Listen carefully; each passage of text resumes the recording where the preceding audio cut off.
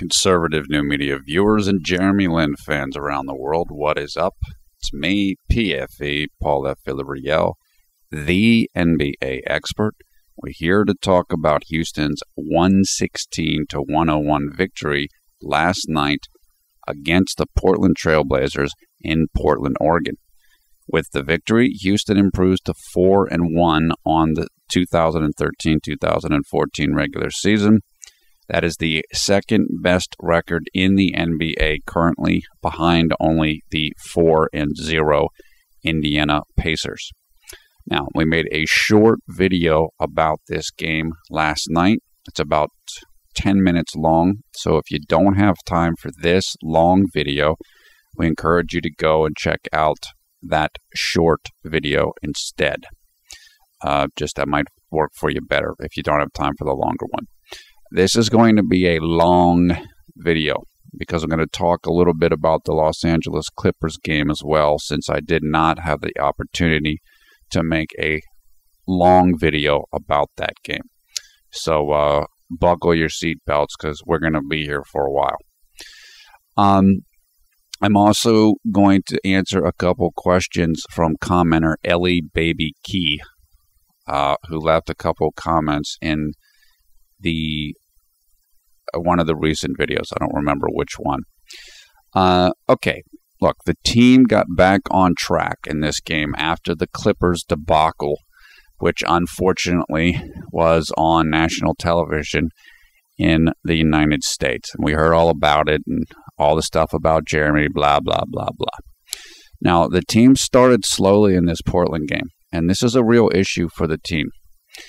They just seem to get off to slow starts for whatever reason, and they're going to have to keep working on that. I don't know why this is happening, but it's something that they want to get better at. Jeremy played well in this game, very well. He did have a tough stretch early in the fourth quarter. Now, Brent Yen told me over on Twitter, suggested that this might have been because Jeremy was a little tired. And that makes sense. They were playing their fourth game in 5 nights. And this was a back-to-back game on the road, meaning a lot of travel. And Jeremy had to play heavy minutes in the Clippers game because Patrick Beverley wasn't available to play. And Aaron Brooks turned his ankle. So you put all of those things together, plus you take the way that Jeremy plays, which usually is a quick style. He probably was a little bit tired. And that's fine. That's going to happen. He's still young. He's still developing. You're going to have little moments. Other than that, he played great. He really, really played well, and we'll have plenty more to say about that. Now, I know people are mad about this game and about the fourth quarter. Yes, I know Doubter Nation is going crazy and Patrick Beverley's Superman and Patrick Beverley's the hero who saved the day. Mikhail messed up. Mikhail doesn't trust Jeremy. Why'd he bench Jeremy in the fourth quarter? And people are trying to use this combined with the Clippers game, and Beverley's great, and Lin sucks, and all this stuff. This is all nonsense. And people are mad at me. You're lying. You're making this stuff up. No, I'm not. The thing is, what I'm not going to do, and we got into this last year, I'm going to tell the truth the way that I see it, and I'm not going on the emotional roller coaster because I know Jeremy's playing well. Do I like everything? Do I like what's being said by Doubter Nation and Hater Nation? Of course not. Do I know what's being said? Of course I do. I don't think there's really realistically anybody except maybe Jeremy Lin and his family and his inner circle that understands the narrative creation around Jeremy better than I do. I know exactly what people are saying. I know what they're going to say. based upon every little thing that happens. So, yeah, I know what was said after the Clippers game. Yeah, I know what's going to be said about the Portland game. I know that Jeremy's picture was put up on the Facebook of the Rockets. He's the culprit after the Clippers game, and they're leading with him and all the jokes, and Jeremy's trending on Twitter because of Chris Paul, all this nonsense. That's the way it is. That's how it goes for Jeremy right now. The important thing is, don't get caught up in it. So when I say an emotional roller coaster, I mean the ups and downs. Don't do that. You can only be manipulated emotionally if you let yourself be manipulated. If you kind of take a steady approach, things usually are a little bit calmer. And that's the approach that I'm going to take. Now, that doesn't mean I'm happy. I don't like what's being said. I don't like some of what's happened. But I'm not going to freak out about it because that just burns me out. And Jeremy, the same thing. Remember, last year, Jeremy was all torn up and a lot of pressure on himself and couldn't sleep, couldn't eat, lost weight. Well, that doesn't work. A steady approach works. And I'll talk more about this in a moment. Patrick returned from his abdominal or rib injury, and he played well. He played particularly well in the fourth quarter. Somebody told me I was lying about Patrick playing well. No, I'm not lying. He did play well in the fourth quarter, regardless of whether you like that or not. That's the truth. And so we're going to tell the truth. And that's it. Facts are what they are. It's good for the team that Patrick is back. He's a better player than Aaron Brooks. Regardless of who starts, you still have better depth on the team with Patrick around than with him not around. There were only 4 players for Houston that were in double figures scoring, and 2 of those players were Patrick and Jeremy. So you have to understand something here. Patrick and Jeremy are 2 of the best players on the entire team. They just happen to play the same position. This is what we've talked about before regarding the Phoenix Suns of 97-98 season. You've got very, very good players who are in the same position. It just, sometimes it works like this. And so if you're the coach or the team, you've got to deal with that. You've got to figure out, how do you get the best players on the court? Unfortunately, that might mean Jeremy doesn't start sometimes. And it might mean that he's not on the court sometimes because you got to get the other guy on the court. But it's not always going to be like this, even if that means that eventually Jeremy goes to another team. For now, this is what it is. Nobody thought Patrick was going to play this well. So this is what kind of, this is how it happened. And this happens. This can happen. It happened for Jeremy in New York. So that's kind of where we're at, and that's kind of how it becomes a dilemma for the team. Well, how do you manage this? How do you manage the minutes? How do you figure out who to start? All of this. Okay, let's look at the stats real quickly. Jeremy finished the game with 12 points, 2 rebounds, and 4 assists. He played 29 minutes. He did start the game.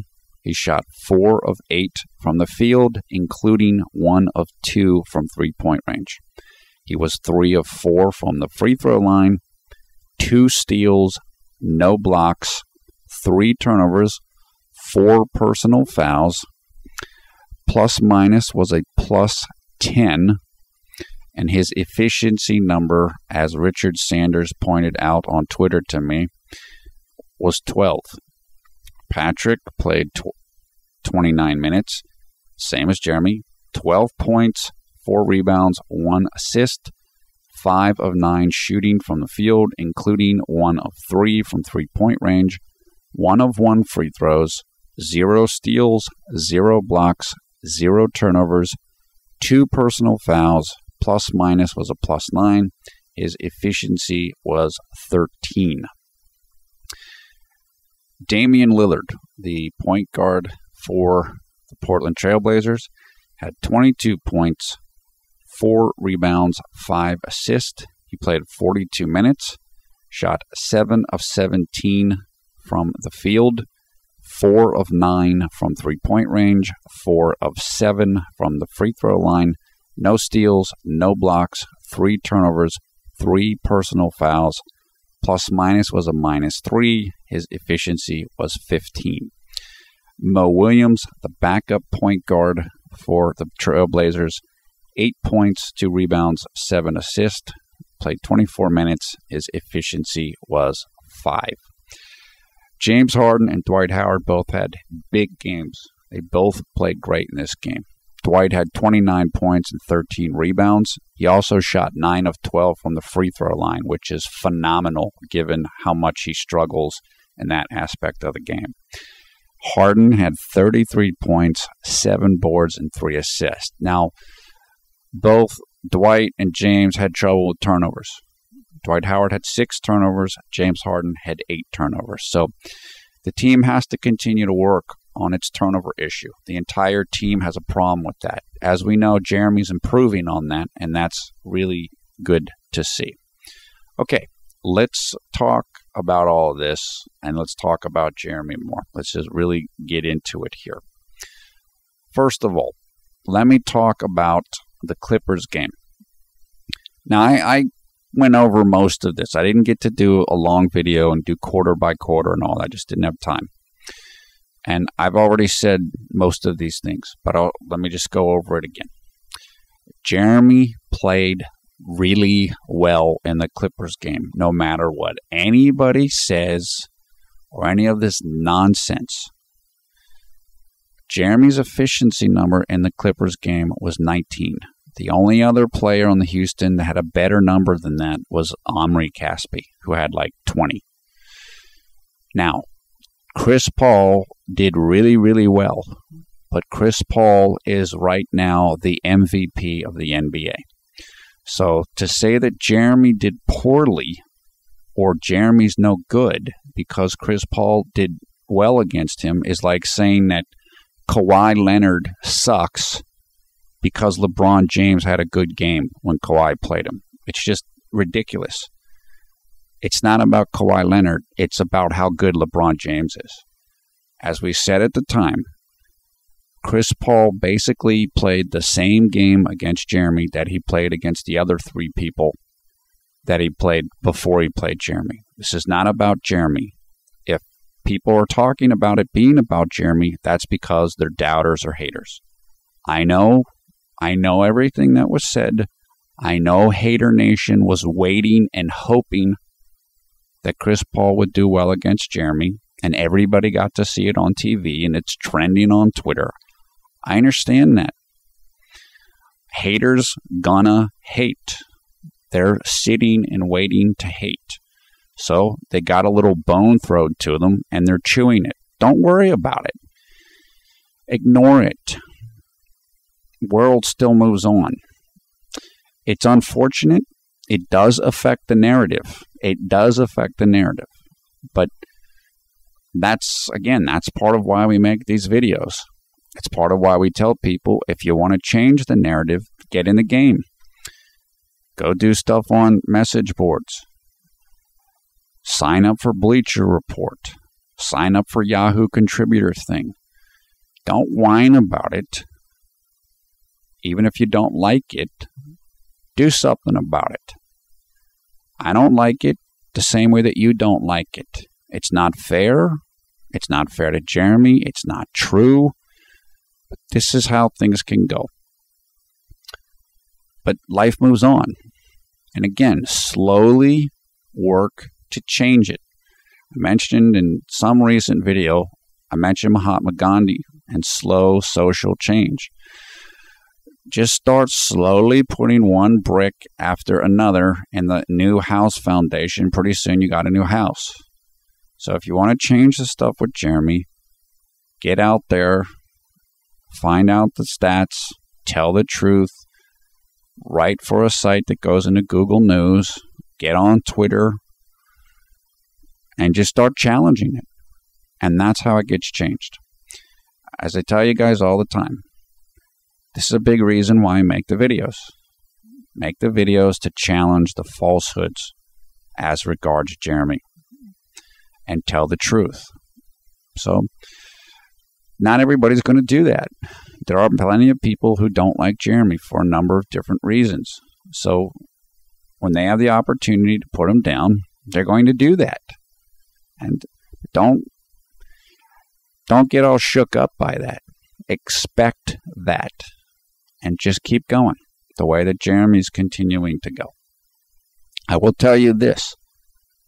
There are a lot of people who thought that what happened with Chris Paul and Jeremy was going to happen with Damian Lillard, and that didn't happen. And they were a little sad. Haters sad. That's right. And that's because there's only one Chris Paul. And Damian Lillard isn't Chris Paul, and nobody else is either. Also, as we know, a number of the plays that happened against the Clippers when Chris Paul was padding his stats, meaning when he was making his stats look better, came when Jeremy had 5 personal fouls. Once he had 5 personal fouls and Aaron Brooks was on the bench with a sprained ankle that he sprained during the game, then Chris Paul knew he could attack Jeremy, and Jeremy couldn't do much about it because he didn't want to get a 6th foul and foul out of the game. This happens all the time. You will see players pad their stats, and that's what Chris Paul did. So it made it look worse than what it was. I know that. You know that. Many doubters know that, but they're pretending that they don't know it, or they're pretending it's not the case. That's not unusual. This is the way intellectually dishonest people with agendas approach things. Again, just expect that that's going to happen. And if you expect it's going to happen, then when it does happen, you don't have to freak out about it or get on the emotional roller coaster. You can just kind of move on. As I said, nobody is stopping Chris Paul the way he's playing right now. Chris Paul's PER rating is the highest in the entire NBA of anybody that's played regular minutes for the first 4 or 5 games or whatever. It's substantially higher than the next person behind him. There is no question at all that he would be the MVP of the league if the season ended today. That's it. That's the way it goes. When LeBron's on a roll, you're not stopping him. When Kobe's on a roll, you're not stopping him. When Shaquille O'Neal's on a roll, you're not stopping him. Nothing to do with Jeremy. It wasn't about Jeremy. So we move on to the next game. Now, people have pointed out to me that there was a report by a fan who went to the Clippers game, and this person apparently sat close to the Houston bench and was saying things like, oh, the teammates were yelling at Jeremy. McHale was yelling at Jeremy because of things that James Harden did, and blah, blah, blah, blah, blah. Look, if you've ever been around a competitive environment, particularly a competitive environment with men, you'll know that this type of thing happens all the time. If you're in the heat of the moment, the heat of the battle, guys yell at each other. And sometimes guys that don't deserve to be yelled at get yelled at. So Kevin McHale might yell at JLin because of something James Harden did. Is that fair? No. Is it fair if I yell at a coworker because I'm mad at something the boss did, but I can't yell at the boss? No, that's not fair either. Jeremy is lower in the pecking order than James Harden is. So there are times when he's going to have to deal with grief that James Harden won't have to deal with. Is that right? No. Does it happen? Yes. Don't worry about it. Jeremy's a tough dude. Again, he's a professional basketball player at the highest league in the world. He's dealt with this before. I'm sure he's not happy about it, but it happens. And the best way that you can deal with it is you just roll with it. As I said, Jeremy's much steadier this year emotionally, and that's great. So, look, Jeremy wasn't happy, I'm sure, at points in that game. In fact, if you saw the game, very late in the game, after he had the 5 fouls and Chris Paul was padding the stats against him, Chris Paul beat him on a move, and Dwight Howard was back there, and Dwight Howard didn't do anything. Like, he didn't help out on defense. And Jeremy was really unhappy about that. And you could see him and Dwight Howard arguing after the play. Well, good. But Jeremy's, he's competitive too. So people might yell at him, but he's going to yell at them too. Don't worry about it. This type of thing happens all the time. This is just the way competitive athletics is, or anything competitive. If you're in a situation and it's not going well, people are going to get upset at each other. So what? And you move on to the next day. That's it. Now, let's get back to the Portland game. Jeremy was extremely important in this game. Incredibly important.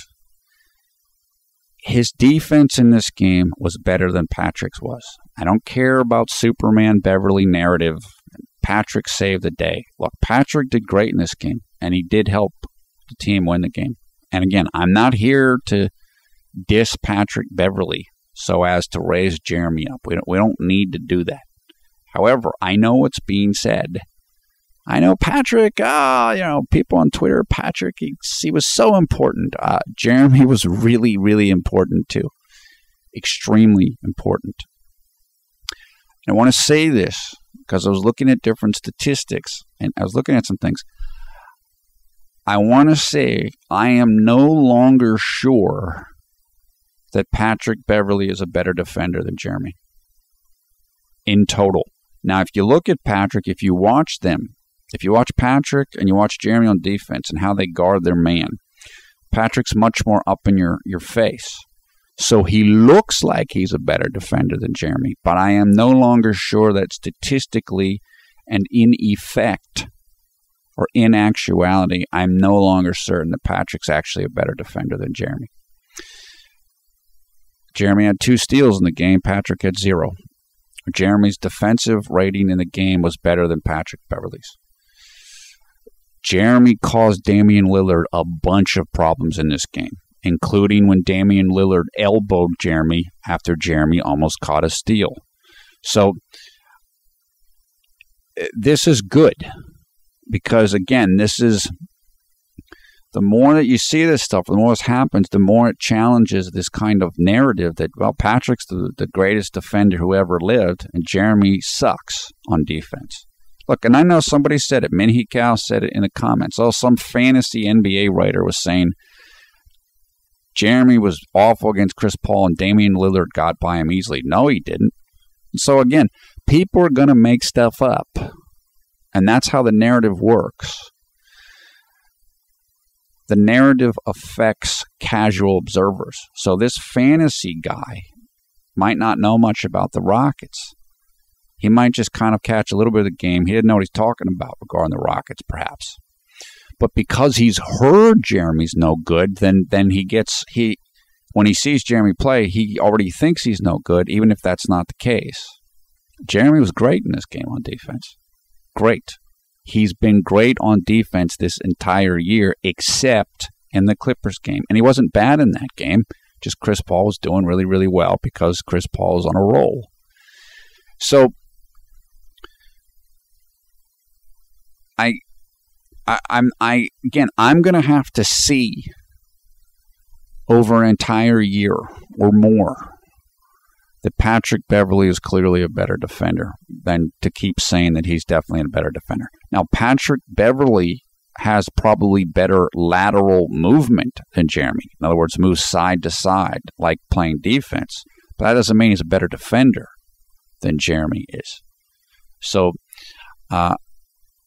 it's like I said, Jeremy's clearly playing better defense now.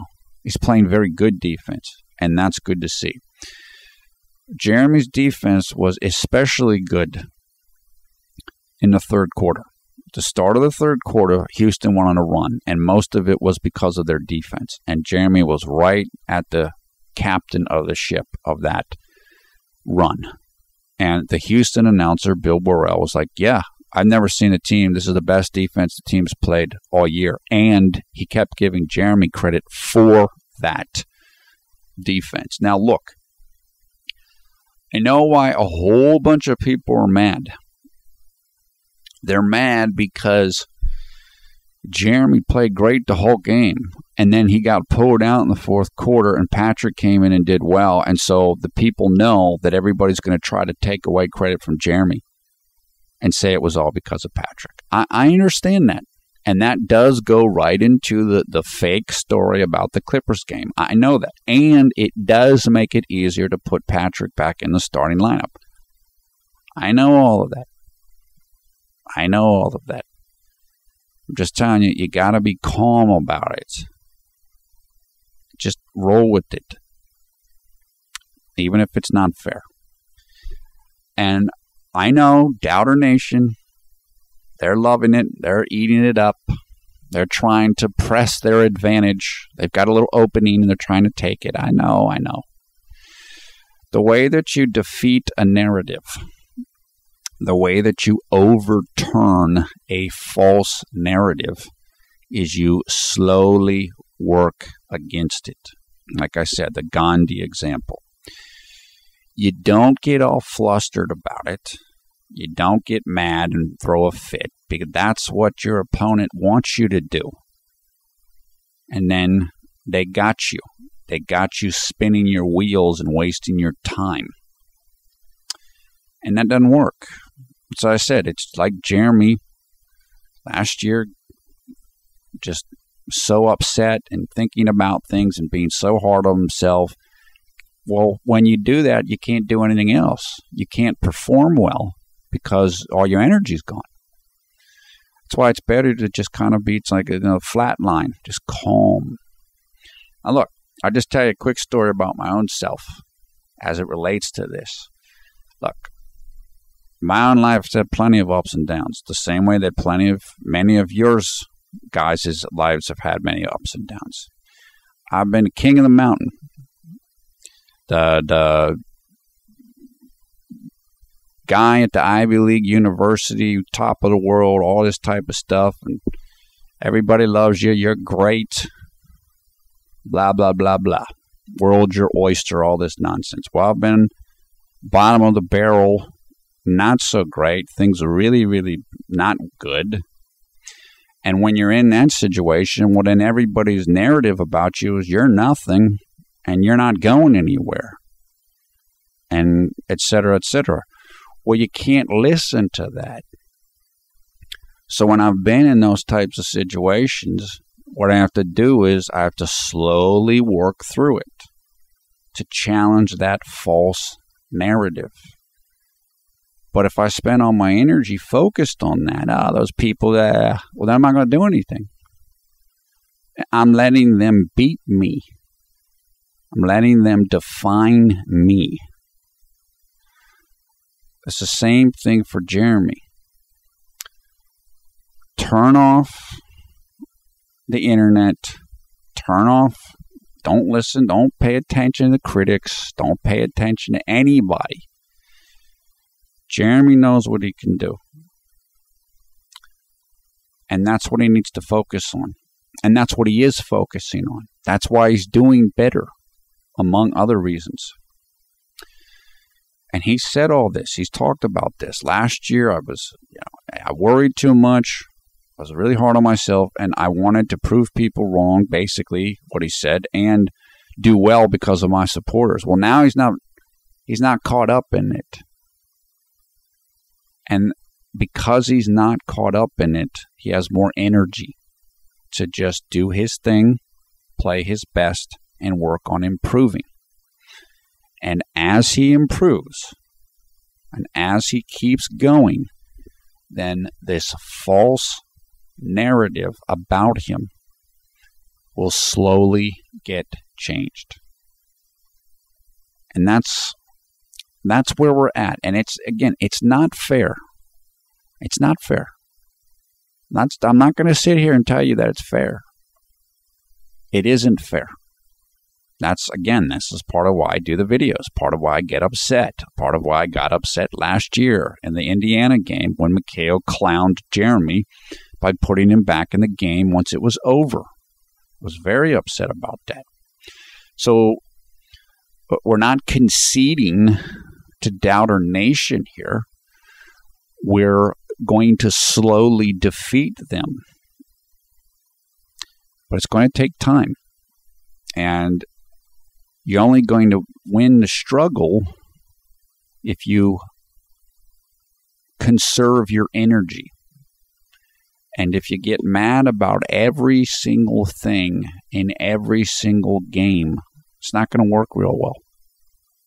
Jeremy knows that. And I would tell a bunch of you guys the same thing.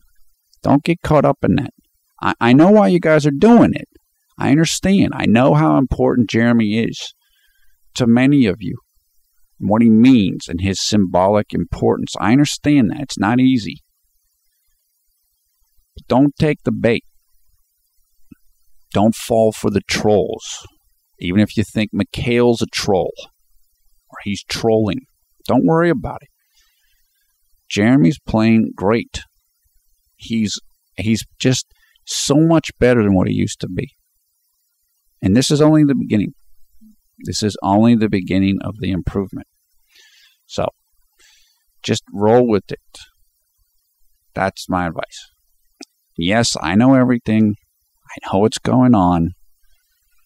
So don't think I don't know or I'm lying or all this. That's just ridiculous. It's just I'm choosing a certain path here. Path that I think is going to yield the best result. And that's it. That's where I'm coming from. Okay. Now, Jeremy did struggle a little bit at the start of the fourth quarter. He did. Now, there's still a chance. Do I think that Jeremy got taken out of the game because he was playing a little poorly? Yeah. But there's still a chance that McHale would have put Harden back in anyway. Because at that point in the game, Jeremy had played like 25 minutes, 26 minutes. Patrick had only played like 19 minutes. And so if McHale thought that Patrick was okay physically, he might have just wanted to play him more minutes. Because at that point in time, it was Patrick and Jeremy on the court at the same time. Well, at some point, you're going to bring Harden back in. So you're playing a back-to-back. Jeremy might be a little bit tired. He probably is. Maybe that's why he's making a couple mistakes. You might just want to rest the guy. Now, I'm not trying to take McHale off the hook here, but it doesn't. There's multiple things going here. It's not just one thing. And I'll be completely honest with you. I didn't have a problem with it. Now, it doesn't mean I liked it when Jeremy got taken out, but it's like, okay, he's struggling a little bit, and the team needs to win the game. Well, let's see what Patrick and James Harden can do. And look, I said this on Twitter last night. McHale benched Beverley in the first game because in the first quarter of the first game, he put Jeremy in with about 6 minutes left. Now, that might have been a normal rotation, but I didn't think it was. I thought he sat him down because Kemba Walker was torching him. So as long as McHale does this relatively fairly, then I don't care. I think he benched Harden in the Clippers game. And I know he benched Harden last year against like Denver. Now, is Harden going to get benched as fast as Jeremy? Of course not. Is that fair? Nope. But that's how it is because of the pecking order here. So I don't like it. And I particularly don't like the way it played out, the same way that none of you guys like how it played out. Because it looks like, well, Beverley saved the day and the team did great once they benched Jeremy. Yay! Hater Nation rejoices. I know that. I don't like that either. But in terms of the move itself, I didn't have a big problem with it. And I know why he did it. Or I understand why he did it or could have done it. And that's the way it's going to be. Would I like Jeremy to have more leash so he could make mistakes? Yeah, of course. This is the way McHale coaches. This is the way he tends to coach from what I've observed of him. This is how he does it. And yeah, they don't see Jeremy as a superstar or whatever, so he doesn't get as much free reign. That's true. But it will help Jeremy. It's going to help Jeremy. The same way that all this stuff, the competition, everything's helping him. And maybe he was tired. Now, look, if you've seen Jeremy on the sidelines recently, I don't know what this is, but I've seen him with ice on like his shin, on like his right shin or his right knee. I don't know what that is. Hopefully it's nothing. But Jeremy, remember, Jeremy turned his ankle not long ago. He's still dealing with the little cut on his chin. You're playing your 4th game in 5 nights. You know, I mean, this is going to happen. This is going to happen. So it's, I don't like everything that happened, but it's not the end of the world. Jeremy just needs to stay confident and he needs to stay calm no matter what happens. If they put Patrick back in as the starter, no matter what the media says, no matter what anything, as long as he stays calm and he stays confident, things are going to work out fine for him because of how much he's improving and just his mental approach right now. It's working. So just stay with it. Again, I'm not afraid of the competition with him and Patrick. It's helping Jeremy. And he's doing well in the competition. So just hang in there. Hang in there. And as I said, Jeremy's defensive statistics in this game were better than Patrick's. We've only had one game, a full game, to compare the defensive statistics. Well, guess what? Jeremy was better. So this will all work out. This will all sort itself out. Now, that doesn't mean the decision at the end of the day on who's better will be fair by McHale or by the media, but trust me, the team knows the statistics. The league knows the statistics, even if the media doesn't know the statistics. So if Jeremy continues to play as he is, he's going to be in good shape. That's the easiest way to say it. Now, I said in the short video that the team went to small ball near the end of the game. Small ball meaning you play a shorter lineup than what you usually would. What's a usual NBA lineup? In this case, small ball means Patrick Beverley at point guard, Jeremy at shooting guard, and James Harden at small forward. And the lineup was completed with Chandler at power forward and Dwight Howard at center. Now, somebody said that McHale did this because he's just trying to cover his rear end and not have backlash with Jeremy and all this type of stuff. No, he didn't. No, he didn't.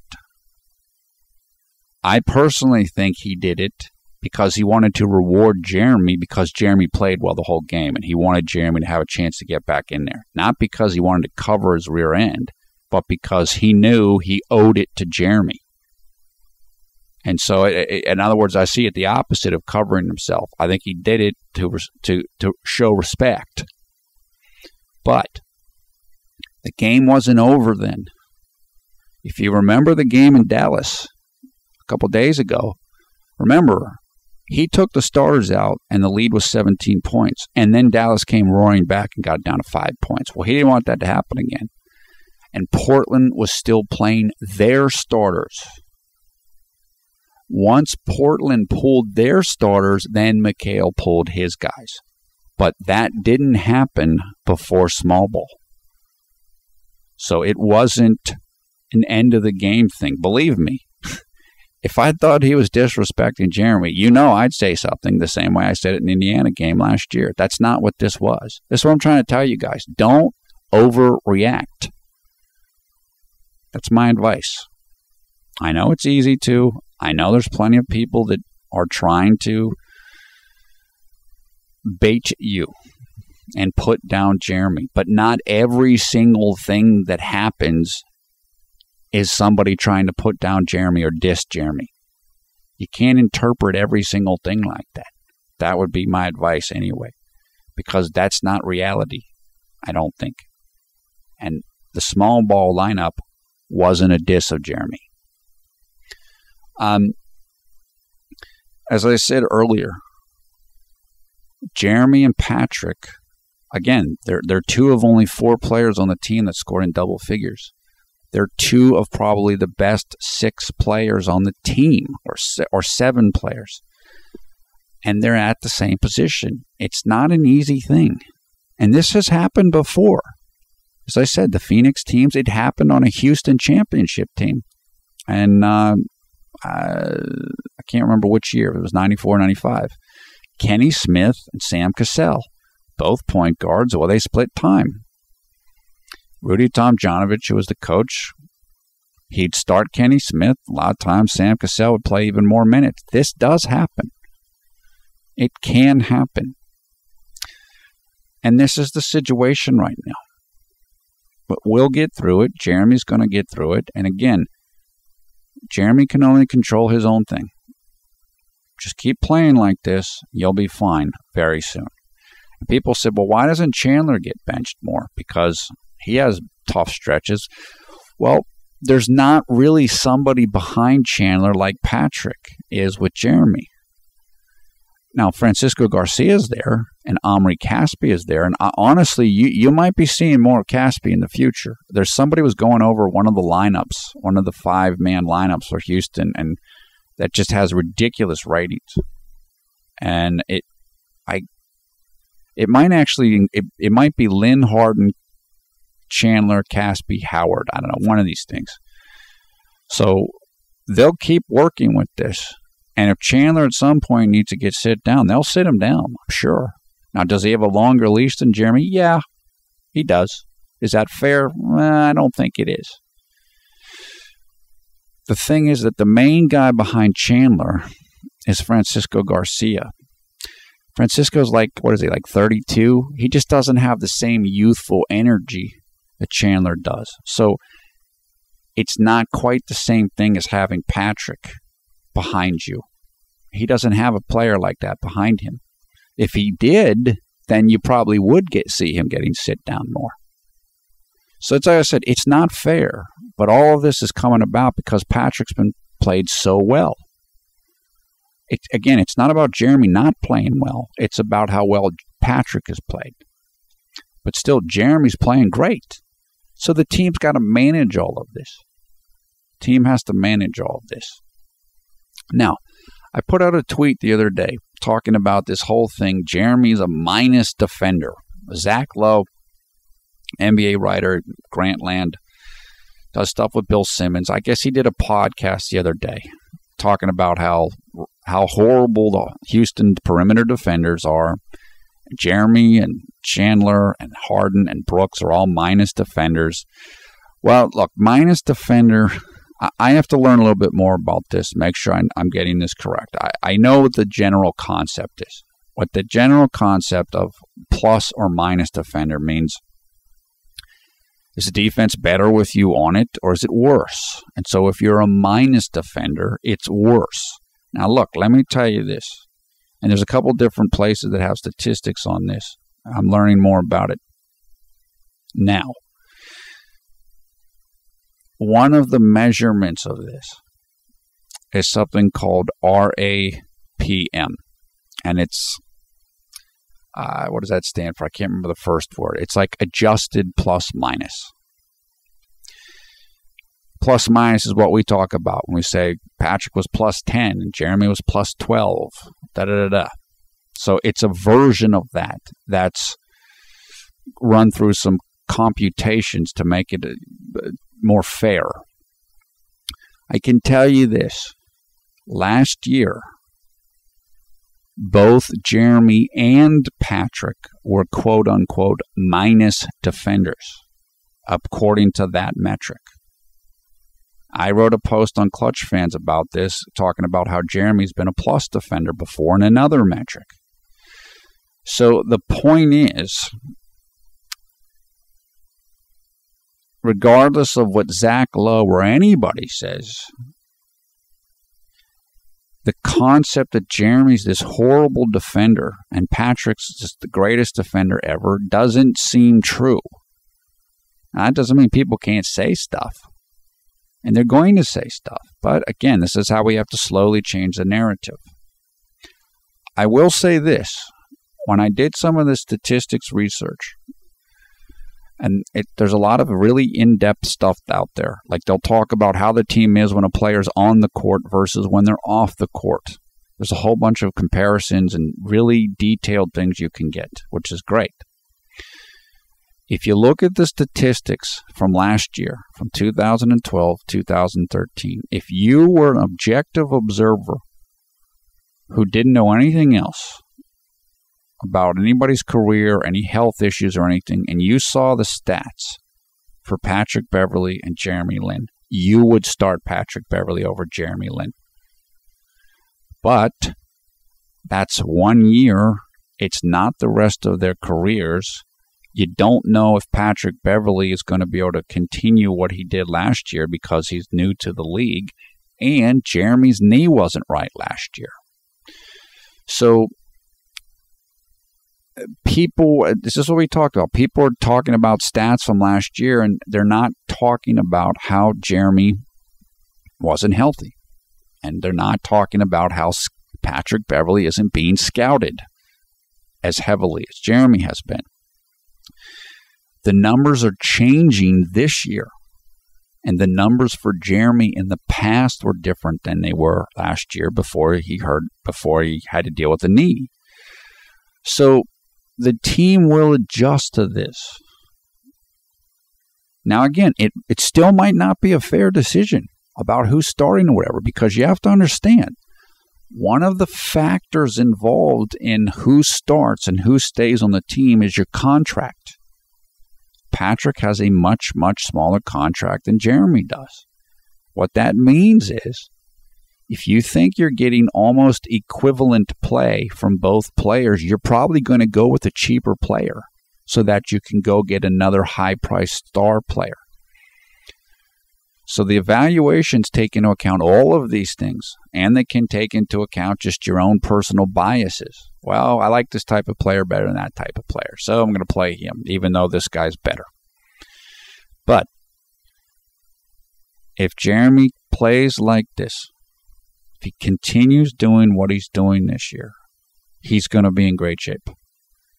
He will be in great shape, either with the Rockets or with somebody else. And so that's the only thing that matters.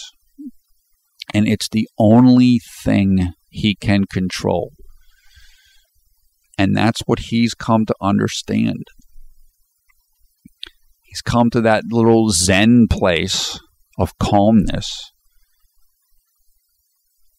and not wasting time on things he can't control. He doesn't name the starting lineup. Mikhail does. He doesn't run the team. Other people do. Okay, so just do what you do. Do your training, do your skills work, play the best you can, and let the other stuff roll off your back. And that's what he's doing now.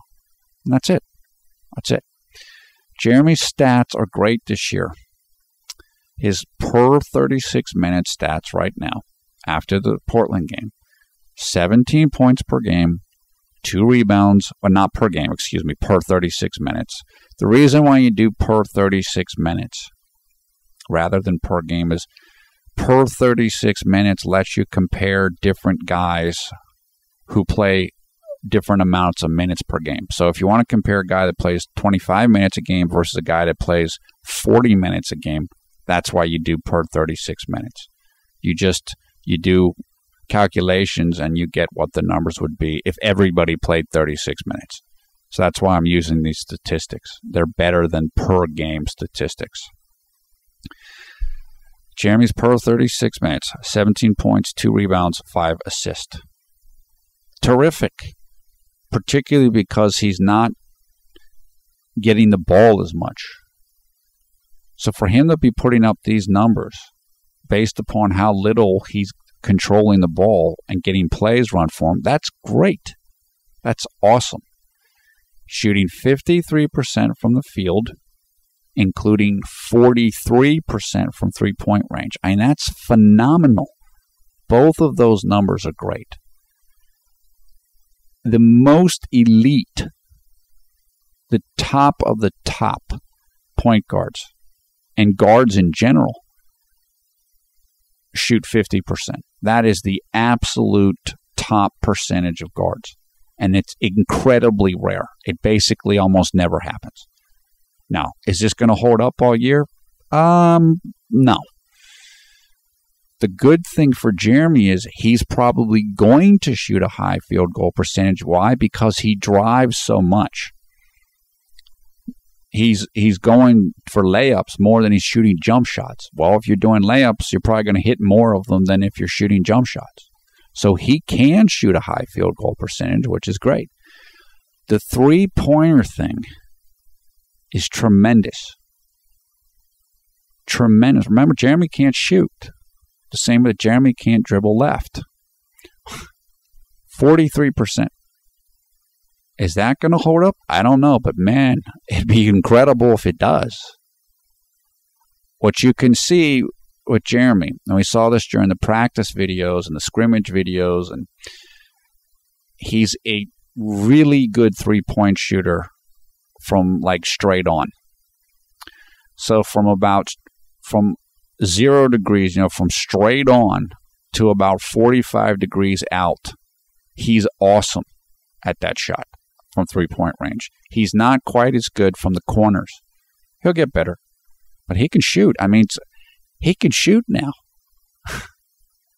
This is one of the main criticisms of him and one of the main reasons why people are saying that he shouldn't be playing, because he has to be able to spot up shoot. Well, he's doing pretty well at that. He's doing really well at it. And just keep going with this. Just keep going with this. His turnovers per 36 minutes are 3.4, which is very good. It's not great, but it's good. It's in the zone, that statistic, where it's not a problem anymore. People can't look at Jeremy now and say he's a turnover machine. Can he make him better? Yeah. He can still get it a little bit better. Get it down to, 3, 2 point something. That's a very good number. It's a respectable number, and there's plenty of guards that are very good who have a much higher turnover number than that, including James Harden. So now, I said this before the Clipper game, get that number out of the 4s. Well, now it's out of the 4s. So it's no longer something that haters can pick up on. Great. Great. His offensive rating and defensive rating are excellent. The defensive rating is a little bit high right now. I can't remember. It's like 100.5, which is still really good. The only reason it's high is because of the Clipper game. So that's the aberration. That's the anomaly. If you look at all the stats from the 5 games, that's the anomaly. And what that means is as more games come in, that game will become less and less important in the statistics, and his numbers will look even better. Great.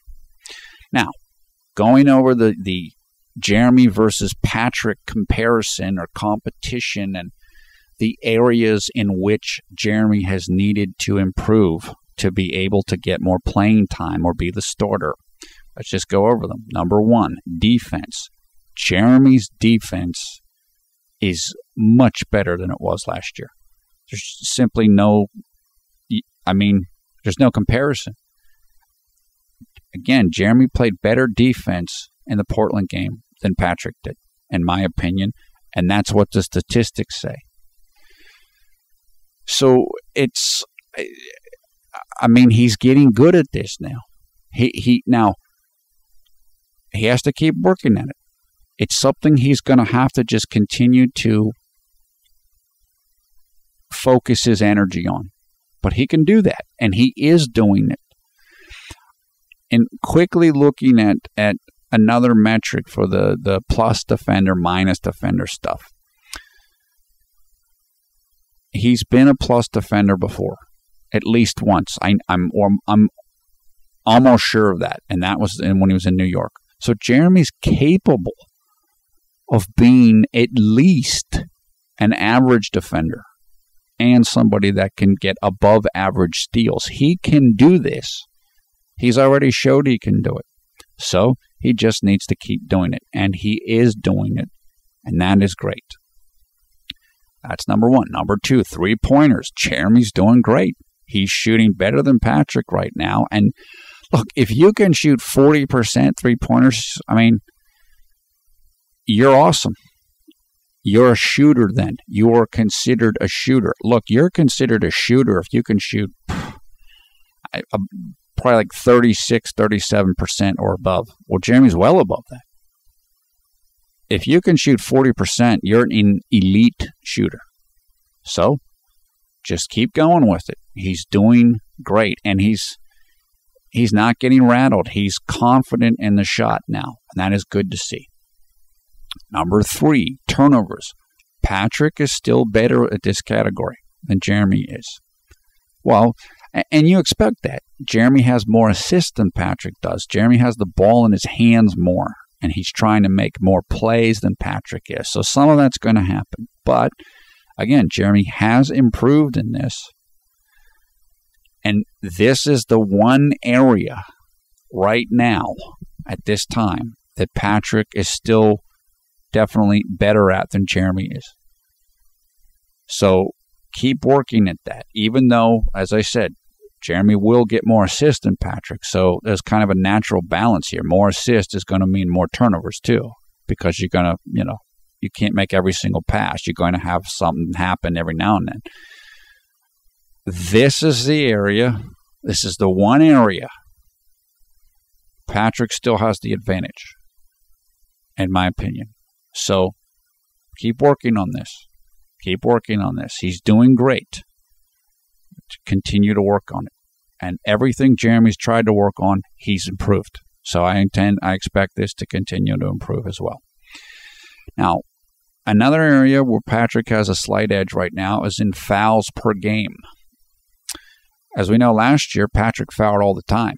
That was one of his weaknesses. Jeremy's not getting a ton of fouls, and obviously he had the 5 fouls against Chris Paul, but keep working at it. And sometimes you take fouls for your team. Jeremy did that in the Clipper game.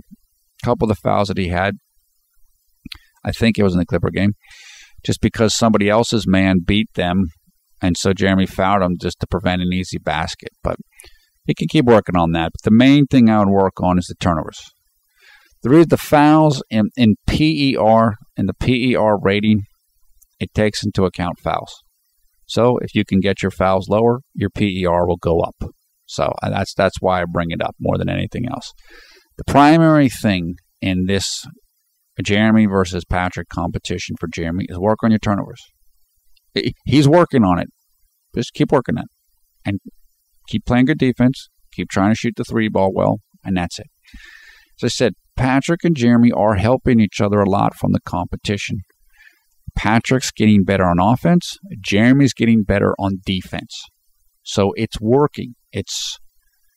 There's no question about it that it's absolutely working. And this is what you'd expect.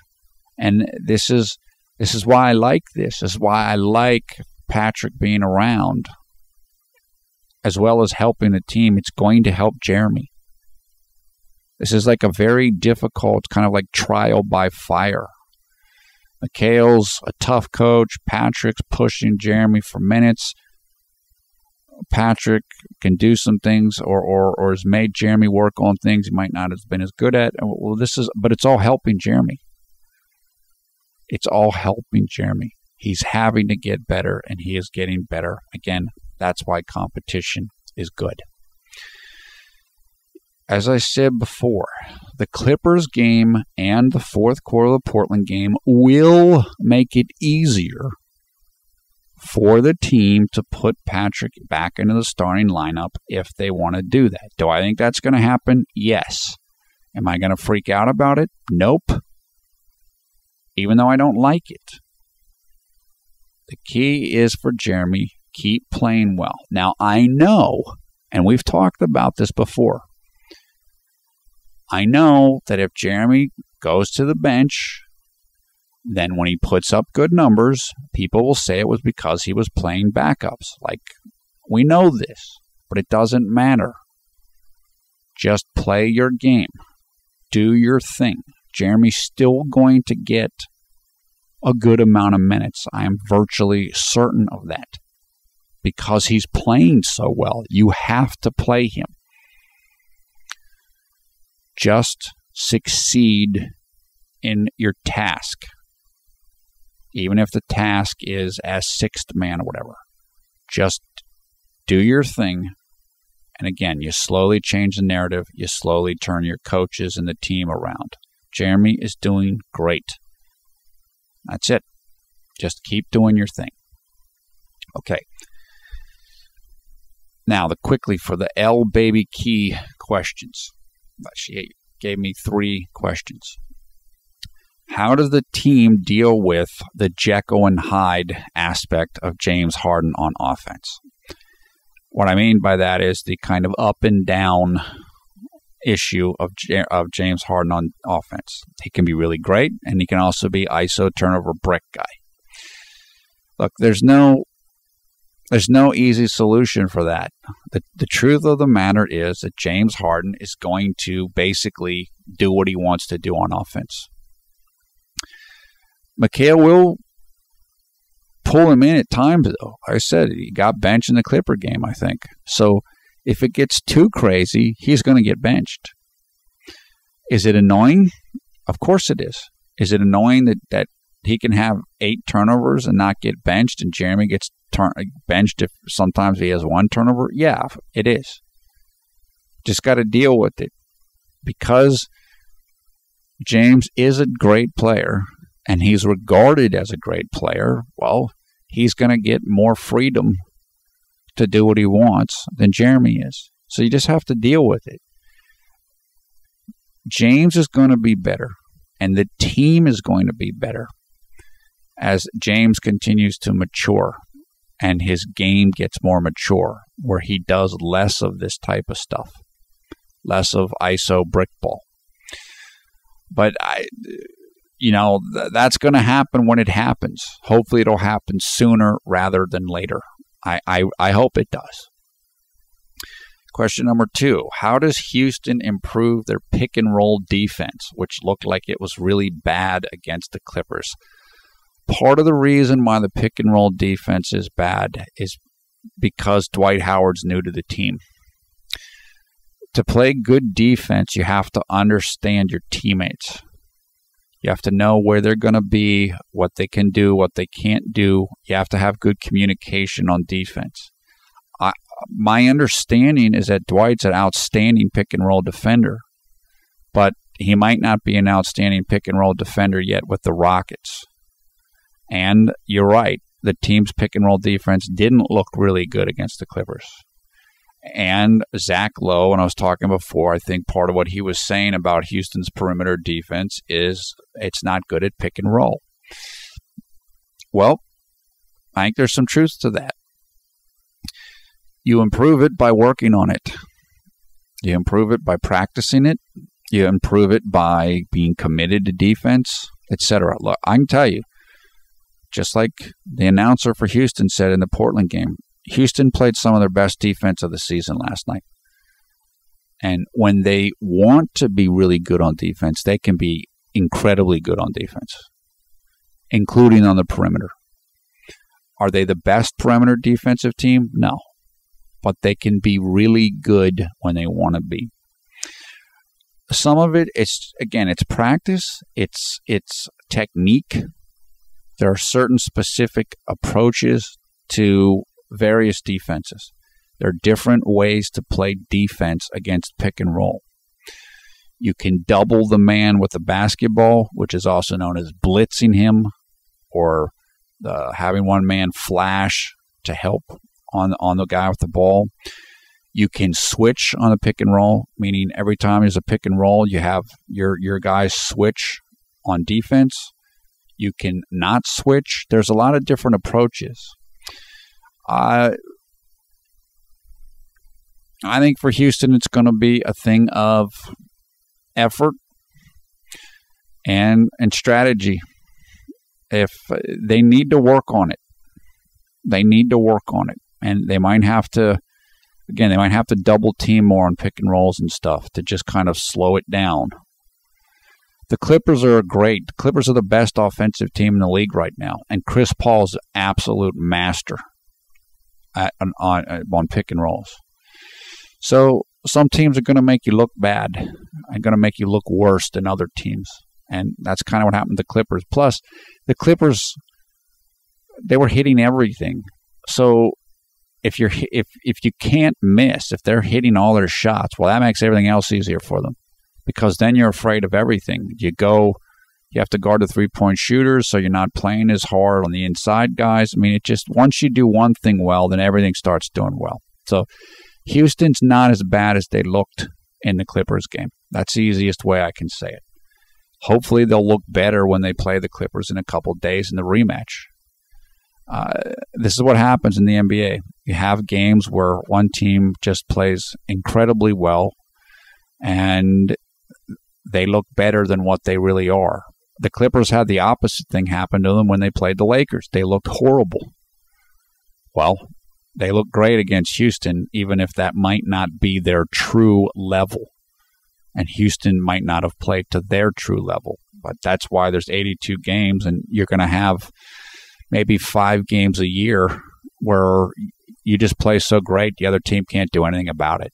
And that's kind of partly some of what happened in the Clippers game. Although, of course, we know James Harden could have played a better defense, and some of the guys on the team could have played better. So, question number 3. Dwight Howard seems to have weak post-up moves. How does he improve this? And why is he considered the best center in the NBA? Dwight Howard looked awesome in the Portland game on post-up moves. That was the best I've seen him look maybe ever in his career. Dwight Howard is not a good post-up player. He isn't. He's a big dude. He's probably 270 pounds, so he's stronger than most people. And he's really athletic, although he's not as athletic as he was before his back injury. So he just has to work at it. He has to learn more moves. That's why he's working with Mikhail about it. Mikhail is a great low post player. That's why he's working with Akeem. And it's starting to pay off. He really, really had some great moves against Portland. So you improve it by working on it. And he's working at it. So it's going to take time. Dwight's a guy that got a lot of his points by alley-oops, dunks, and overpowering guys. Well, now he's not quite as athletic. He's not quite as young. And what Akeem has told him, use finesse more than power. So he just has to learn how to do this. It's going to take time. That's why I said, when I talk about Jeremy and his improvement, I mean, you have great players in the league that they're not good at certain things. Well, Dwight's been in the league like 10 years, and he still has to improve. That's why I said with Jeremy, you can't expect he's a finished product. He's going to have to keep working on things. Well, LeBron James wasn't a good three-point shooter until like a year or two ago, and he wasn't a really good mid-range shooter until last year. even though he's been in the league 10 years. So you just keep working. You just keep working. Why is Dwight Howard considered the best center in the NBA if his post moves aren't any good? Because he's just such an athletic freak. He's so strong, so big. He jumps so well. He's dominating. He changes everything. He's somebody that you almost have to, or many times you have to double team him. The reason why you double team a player on offense is you're trying to slow them down and you don't think you can guard him with one person. Well, when you double team a guy, that means someone else is wide open. So when you have Dwight Howard on your team, he changes the defense against you, and it makes everything easier for you on offense. That's a big reason why Dwight's considered the best. Look, there are some centers that are good. Brook Lopez, Roy Hibbert. There are some good centers. The difference between Dwight and those guys is they're not as athletic as him. They're not as dominating as he can be. They don't rebound as well. They don't defend as well. They don't run as well, etc. They might do some well, like Roy Hibbert plays great defense, but he's not really that athletic. Dwight has everything, except obviously he doesn't have great post moves, but he still scores well. So that's why Dwight's considered the best center, because the total package of what he can do is better than what any other center's total package is. Plus, Dwight's been the Defensive Player of the Year 3 years in his career. I mean, he can dominate in a way that really no other center can dominate right now. Now, look, if Dwight played when Akeem was playing, would he be better than Akeem? No way. So he wouldn't be considered the best center. So it's something of a little bit of a down era right now at the center position, but Dwight is the best of that group of people. And I'll tell you, Dwight's not at full health right now. He's not what he used to be. Maybe he'll never quite be what he used to be because of the back surgery, but my guess is he will get better than what he is right now. So I don't think he's up to full speed, and he can still put up huge numbers, which is what he did last night. I mean, if you can put up 29 points and 13 rebounds, and you're not even at full speed, that's pretty good.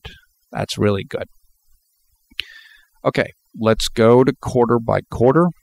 Let's talk about what happened here in the game. Now, Damian Lillard came into this game, as I said, averaging about 25 points a game, 5 assists, and he was shooting 50% from three-point range.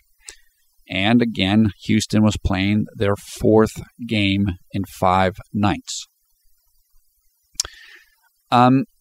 It was said by the Houston announcers at the beginning of the game that the team was not in a good mood after they watched the film of the Clippers game. All good. Because if I were the team, I'd be unhappy too after watching the Clippers game tape. They didn't play well. The Clippers played really, really well. So you hope that would make them play better against Portland, and it did, although it didn't start that way early in the game. Jeremy started out well.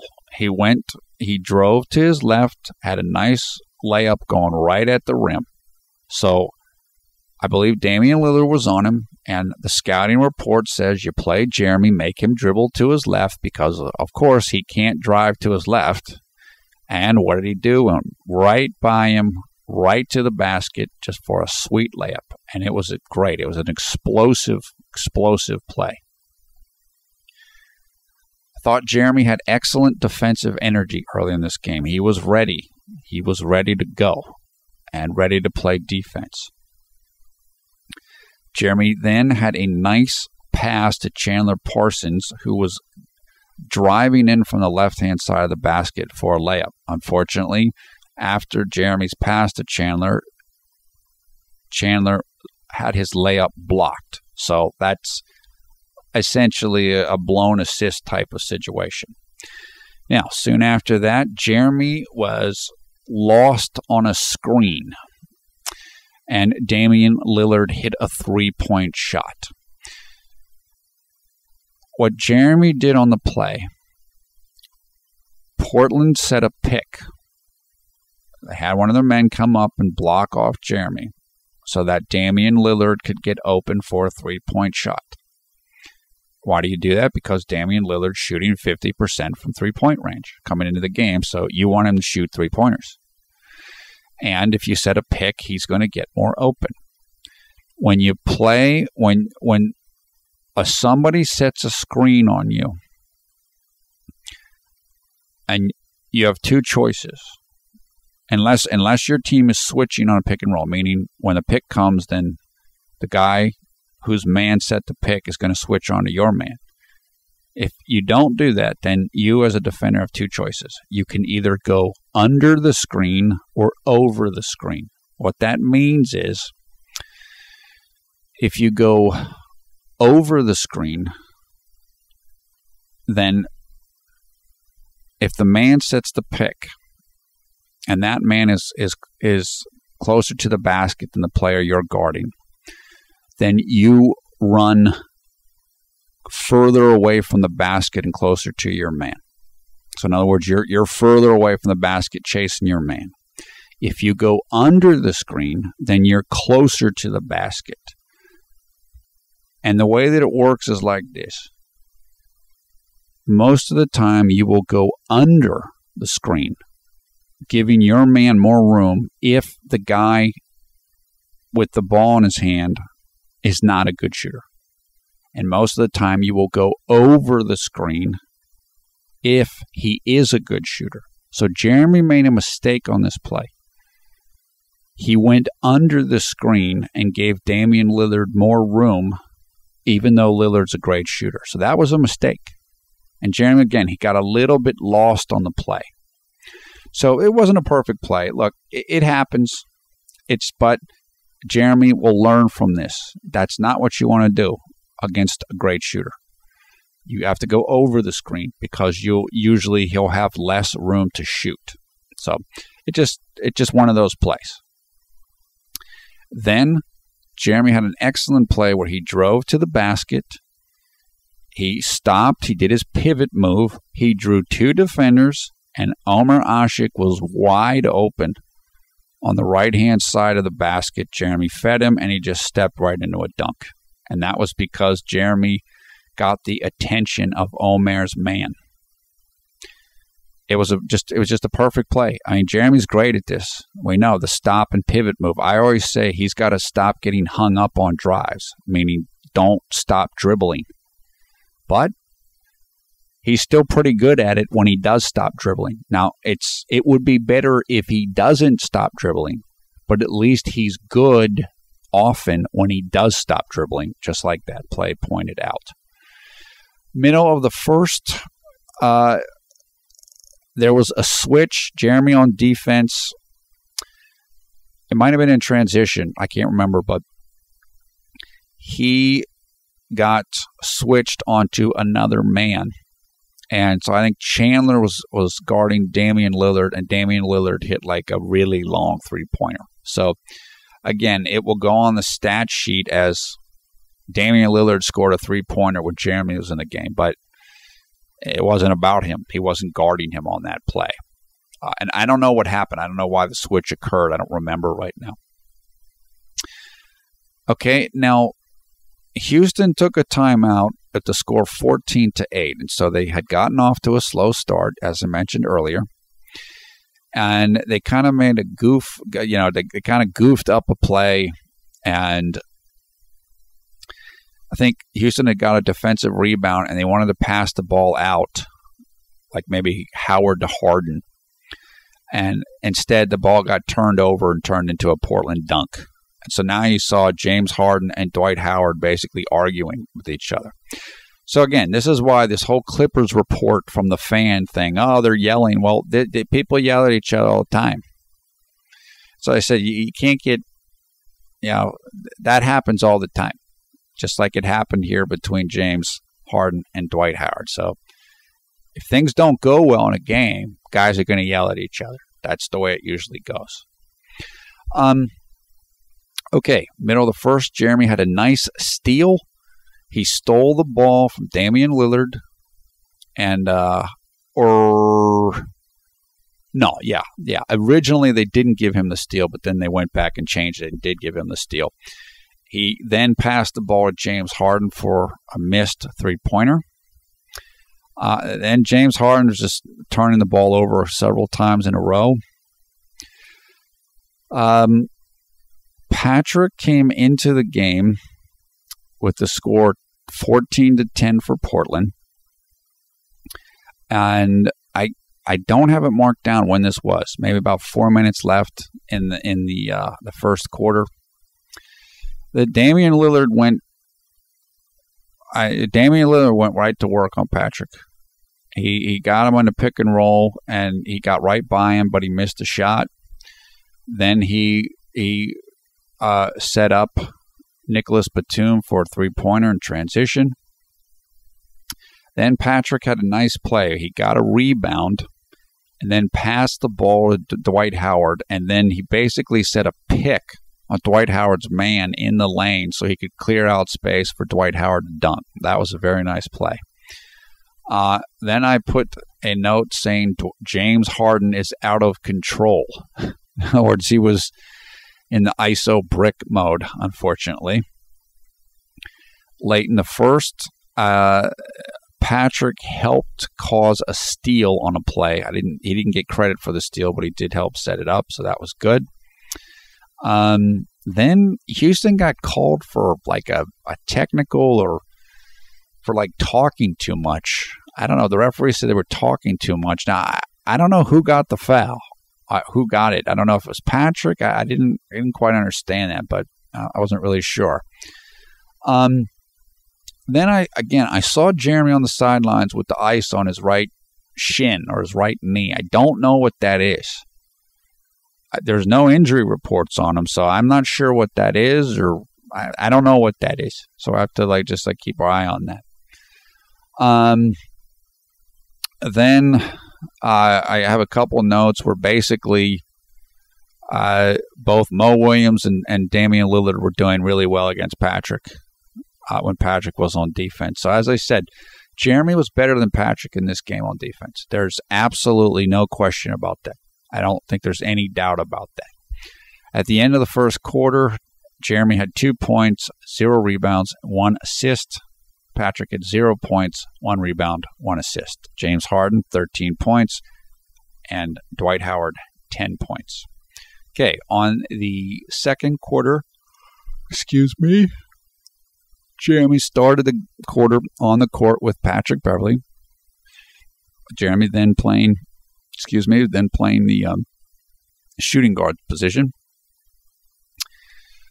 Patrick missed a three-pointer. Patrick then got beaten pretty badly on defense and then fouled his man. Then after Patrick fouled his man, he got a technical foul for complaining about the foul. Now, I've said this before about Patrick. He is a high-energy guy, and he's high-intensity, but sometimes he gets too upset. In the Oklahoma City series last year, he did the whole thing with Russell Westbrook, hurt the knee while Westbrook calling a timeout. Well, then Reggie Jackson in Game 5 of that series basically tried to do the same thing to Patrick. And when he did it, Patrick shoved him, and he got a technical. That's what I'm talking about. You can't play on the edge constantly. Because if you play like that, you're going to make mistakes like what Patrick did there. And look, it's good to be high energy, and you want guys that are fiery. There's a limit, and Patrick's got to be careful of that limit, I think. Also early in the second, Jeremy missed he missed a mid-range shot. And the note that I made about the miss was because he was in between. He was right in a spot where he wasn't sure if he should put the ball off the glass or if he should try to shoot it straight ahead into the rim. And he looked behind him. He was afraid someone was behind him to block the shot. So essentially, that all those things contributed to that miss. Then Patrick got torched by Damian Lillard again. He lost Damian Lillard on a play, and Damian Lillard just scored an easy three. So I said, again, Patrick had trouble in this game on defense, and he had much more trouble than Jeremy did. So I said, I can't accept the blanket statement anymore that Patrick's a better defender than Jeremy. We're going to have to see if that's true or not. Then Jeremy lost Mo Williams, meaning he lost him on defense, and then Mo missed a three. So this was a situation where Jeremy was following the ball. What I mean by that is Jeremy was watching the ball and not watching his man. And so Mo kind of lost him on that and was able to get open for a three. To that, Patrick missed another three-pointer. Then, also early in the second, Jeremy got his second steal of the game, which was nice. Middle of the second, Jeremy was beaten on a drive by Mo Williams. So Mo Williams got by him, but then Jeremy recovered well, and he forced Mo Williams to miss the shot that he took after that drive. Then, middle of the second, Jeremy had a great play. He grabbed the defensive rebound and just turbo speed down the court for a layup. I mean, just blew by everybody. That's the type of play Jeremy can make that very few players can make because of how quick he is. It's just a brilliant play. It put Houston up 41-36 and forced a Portland timeout. Jeremy does a lot of plays that force other teams in timeouts because they're demoralizing plays. He's really good at that, not because he's trying to do it, but because that's how he plays. He's just such a spectacular player with flair that it can deflate the opponent.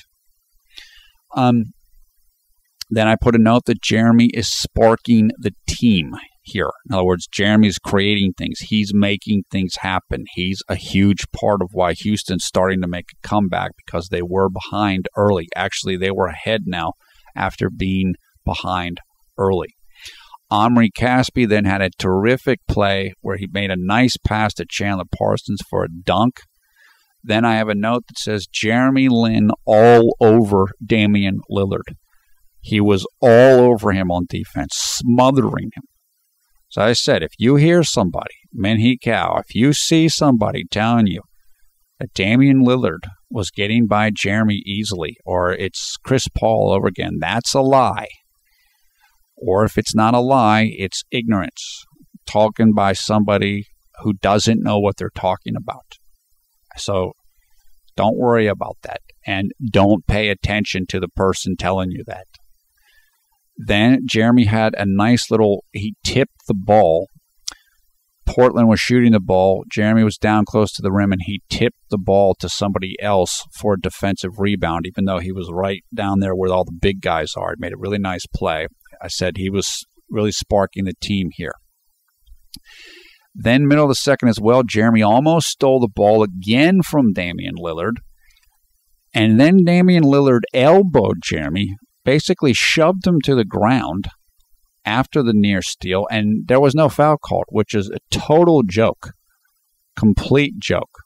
That absolutely should have been a foul on Damian Lillard. That was, I don't know why that wasn't called. It was total ridiculous.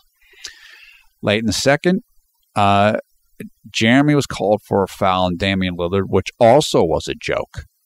So you could see, in my opinion, where the refs were heading here. They were certainly favoring the home team and favoring Damian Lillard and not favoring Jeremy. What I liked there about Jeremy in this instance was he was really playing hard here. He was really digging in hard against Damian Lillard and making things very, very tough on Damian Lillard. Again, we hear everything about Patrick destroys Jrue Holiday, and Jeremy's a better steals player than Patrick is for their careers, which is not a surprise. Jeremy's an excellent steals player. He's really good at that. So it was nice to see him doing his thing here. Then Jeremy had maybe the highlight of the game for him. This is late in the second. Jeremy had just a perfect alley-oop to Dwight Howard for a dunk. You'll see this on anybody's highlights, Blyon, whoever's doing the highlights, Will SC, any of them. It was a designed play. It wasn't a designed play. It was communication between Dwight and Jeremy. They were both on the left side of the floor. Jeremy was up close to the three-point line, and Dwight was near the post, and they kind of looked at each other, and Dwight spun off of his man, going to his right, went right up to the rim, and just a perfect pass for the dunk. Just gorgeous. And this was a little insanity type of play. We talk about how good of a passer Jeremy is. Well, he's a great passer. And that was the type of play you would see all the time in Linsanity. And as we said, the reason why Dwight wants to play with Jeremy and the whole going to Aspen and everything is because of plays like that. Because Jeremy is the best passer with that. Now, James Harden is also a good alley-oop passer. Jeremy's the best passer on the team. And Dwight knows that. And he's seen all the tapes of all the alley-oops Jeremy's thrown. So as Dwight and Jeremy get better chemistry, as Dwight gets healthier from the back, you're going to see a lot more plays like that. So you can definitely look forward to that. Then I put a note that Jeremy Lin is going to war with Damian Lillard on defense. In other words, he was all over him. He was like, okay, let's do it. We're going. Let's battle. And it was just great to see this. As I said, this is what having Patrick around has helped him do, because it's made him have to play better defense, because the team wants good defenders and they value defense. So if you want playing time, you have to play good defense. And that's what Jeremy's doing. And he was all over Damian Lillard, just playing great. Then Jeremy had a nice drive to the basket where he drew a foul, and then he also did a good job of selling the foul by yelling out. So you often hear players, when they're going for shots, you'll hear them yell something like, hey, or yeah. That is to get the attention of the referee and to make it seem like they got fouled, to try to influence the referee. Well, that's what Jeremy did on that play, and it's good to see him doing it, because you have to do it. You will get more fouls if the referee thinks you got fouled. So I'm glad that he's doing this. He made one free throw and missed the other there. Then Jeremy got a rebound. He directed the fast break. He was in the middle of the fast break, and he passed the ball to his left to James Harden, who scored a layup and got an and one. So he was scored and he was fouled. Great play. There's just a great job of running the fast break and a great decision by Jeremy. It's really, really nice. Then I have a note that says Jeremy playing his rear end off, working hard, improving on defense, and rolling. Nice. But Jeremy was in a groove, man. See, I said the other day in the comments that Jeremy's doing like a modified Linsanity now, and that's exactly what he's doing. So it's not going to look like Linsanity New York, because he's not scoring as much or passing as much. This is a more like defensive version of Linsanity, but he's still dominating. He's rolling. That's what I'm talking about. He's doing well. So this other stuff in fourth quarter, don't worry about it. He's playing great. And I know that he knows he's playing well. Then Patrick came back in, and they went small ball here late in the half, late in the second quarter.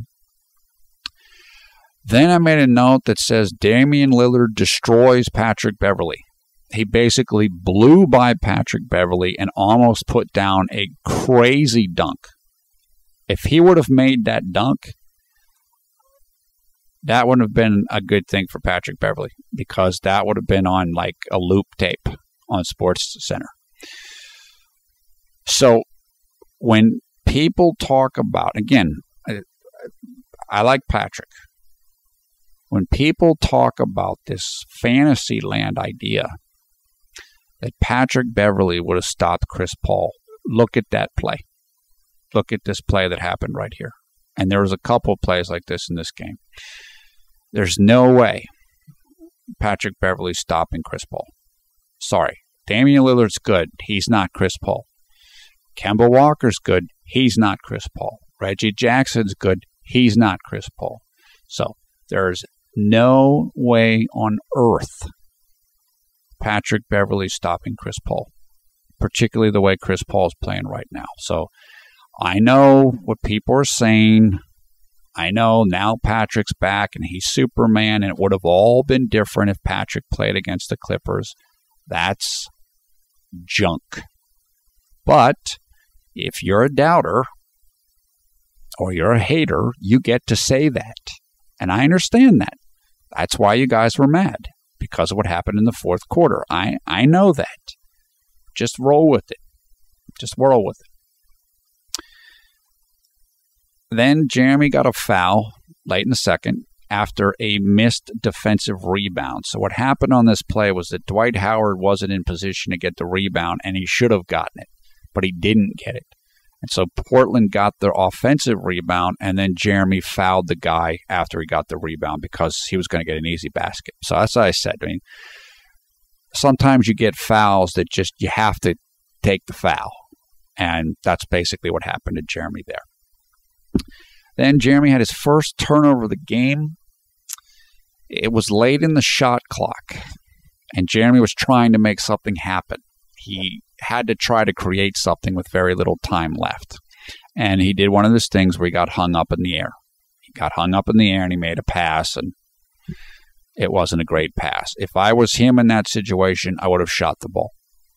But this is going to happen. You will get plays like this every now and then. You get the ball late in the shot clock. You got to create something. The defense knows it, and you're at a disadvantage. So maybe they get a steal, you turn the ball over, etc. Then Patrick drew a charge against Portland, which is a really nice play. Then Jeremy was able to force Damian Lillard into missing a three on a nice defensive play. Halftime, Jeremy had 5 points, 2 rebounds, 3 assists. Patrick, 0 points, 1 rebound, 1 assist. Damian Lillard had 12 points, 3 rebounds, 3 assists on 3 of 6 field goals. Mo Williams, 2 points. Going into the third quarter, Jeremy started the third quarter, and you could see he slapped hands with James Harden, kind of like they're trying to pump each other up, like, hey, let's do this, let's go, let's go. The score at halftime was Houston up 55-50. So Houston wanted to come out and do well at halftime, and they did. Then you could see Jeremy talking with, I think he was talking with Damian Lillard. So somebody was shooting free throws, and a lot of times the point guards will stand behind the people shooting free throws. And then a lot of time they'll talk. As we said, Jeremy's always talking to guys. Guys are always talking with him. And so at that point, I think he was talking with Damian Lillard. And that's cool. Then I put JLin digging in hard on Damian Lillard on defense. As I said, this is when Jeremy and the team made their big defensive run. And this is when the announcer said that it was the best defense that Houston had played all year. And he was giving a whole bunch of credit to Jeremy for the defense on Lillard. That's good. So I said, yeah, the game didn't end up the way we wanted in the fourth quarter as Lin fans, but believe me, he played great in this game. Haters won't admit it, but the coaches know it. And the people that are really watching the game, they know it too. Then turnover number 2, early in the third. Jeremy saved somebody passing the ball, and he had to really work hard to save it from going out of bounds. He'd made a nice save. Then he passed the ball to Dwight, and the ball slipped out of Dwight's hands. Dwight was right at the rim. Jeremy was charged with the turnover, but he shouldn't have been. That was Dwight's fault. Dwight should have caught that ball. But some of Jeremy's turnovers, or a number of them, so far this year have been on plays with Dwight. and that's because they don't have chemistry yet. So Patrick will have fewer turnovers because he's not trying to make plays to Dwight. So again, that is part of the equation here. But as the chemistry improves between Jeremy and Dwight, then those turnovers are going to become assists. They're going to become dunks. So this will get itself worked out in time. Although, unfortunately, it's not helping Jeremy's stats any right now. Then Jeremy hit a great three-pointer. He was about 5 degrees from the right of the top of the arc. Omer Asik set a pick for him, and he drilled it. And it was later on the Houston telecast named the three-pointer of the game. So Jeremy got a lot of love from the Houston announcers in this game, and that's good to see. That's good to see. Even though at the end of the game it was Super Patrick. I know that, but Jeremy got a lot of good vibes from the Houston announcers in this game, and that's good. Then Jeremy had a nice deflection on defense, meaning that I think Damian Lillard was trying to pass the ball, and Jeremy got a hand on it. So he was just extremely, extremely active on defense. He really played great defense in this game. Again, Clipper game was the aberration. Jeremy playing great defense is the norm so far this year. We know he shut down Jose Calderon. He shut down Jamal Tinsley. 0 points, 0 points. And then this. So regardless of how many people talked about Chris Paul thing and the trending on Twitter, if Jeremy keeps playing like this, then this becomes the narrative. And that's why I said, don't worry about the up and down. Just keep playing like this. And pretty soon, this becomes the story. And that's it. Then Jeremy forced Damian Lillard into another missed three. So he's just all over him. Then Jeremy missed a shot, again, low on the shot clock. I can't remember the exact play, but it basically ended up being a almost an assist to Omer Asik. Because, again, he missed a shot and the defense collapsed on him. And so nobody was guarding Omer. So Omer's just standing around waiting for the ball, and it became an easy layup. And it, again, led to a Portland timeout. This is what we refer to as the Derrick Rose assist. Somebody writer made this, coined that phrase last year, and I've explained it before. Derrick Rose drives to the basket, and maybe 3 defenders collapse on him. He misses, but all the defenders are now out of position, so somebody on Chicago's team just grabs the ball and gets a dunk or a layup. So it's all but an assist. That's basically what Jeremy did on that play, and the 60-50 score gave Houston a 10-point lead, and that was their largest lead of the game. So Houston was rolling. They were rolling because of their defense, and Jeremy was right at the heart of that. Right there. So believe me, he had everything to do with this game, no matter what anybody says. And the coaches know that. And that's it. Then I put Jeremy's in a groove now. He's in a zone. And he absolutely was. Then Jeremy had a nice hard drive to the basket, which ended up being, he drove hard to the basket, and then Omer was running in behind the play, like right down the middle of the lane. And he just passed the ball right back to Omer. Omer went up for a shot, and he got fouled. So that's a would-be assist. If Omer didn't get fouled, it's a basket, and Jeremy gets an assist. And again, this is why you lose assist, because guys miss shots or else guys get fouled. And so you don't get an assist for that. Hopefully they're developing more and more statistics to keep track of things like that. If stuff like this becomes shots, Jeremy might have had, 8, 9 assists in this game. So he's playing great. He was playing really well. And if you're getting plays like that, as I said, you will get more turnovers because you're creating plays. And Patrick doesn't do that as much. Patrick can find the open man and hit him, but he doesn't make plays like Jeremy does. It's just a different type of a thing. Middle of the third, Then I put Jeremy. He basically helped out on defense. He was playing help defense, meaning he was help defending a man that wasn't his man, and that caused another missed Portland three-pointer. Houston ran up the score now to 65-50, so they're just dominating now. Then James Harden had a great pass to Dwight Howard for an alley-oop dunk. Amazing. Announcer then said, this is the best Houston defense of the season. And he said that the defense of Jeremy on Lillard was amazing. So, like I said, finally, Jeremy is getting credit for his defense. So, regardless of what fantasy dude guy says about Lillard getting by Jeremy easily, that's nonsense. And the announcers know that. So, that's good. So, even though some people are putting out a fake, false narrative, others aren't. And that's it. That's how you get the truth out. You tell the truth, and more people see it, and more people know it, and more people talk about it, and finally the truth gets out. That's it. Then I put Damian Lillard burns Jeremy on defense, but he missed a shot. Now what happened here was that Damian Lillard basically ran over half court, and he just ran right to the hoop.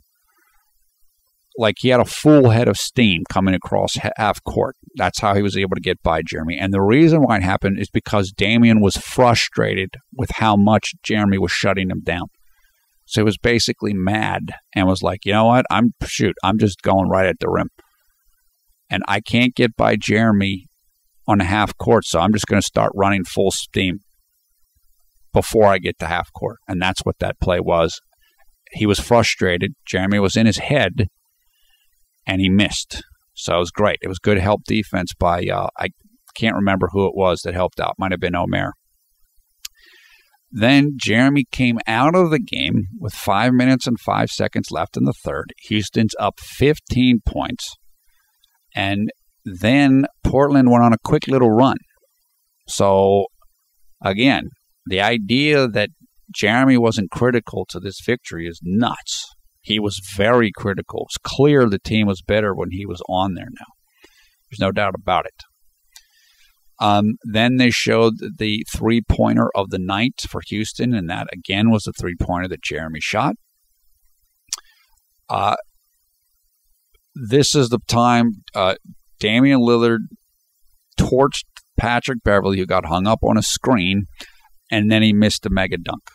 So I said, Damian Lillard wasn't having a whole bunch of problems against Patrick Beverley. That's the easiest way I can say it. Then Patrick got beaten again on a runner by Damian Lillard. Let's see here. I put the defense is evaporating with Patrick in the game. So Jeremy played better defense in this game than Patrick did. There's no question about it. And again, if you don't know that, you just don't know what you're talking about. So don't listen to people who don't know what they're talking about. Then Patrick had a nice play, and Jeremy had come back into the game with 47 seconds left. Houston was up by just 11, so the lead had gotten shrunk a little bit. Patrick had a nice little kind of half layup, half hook.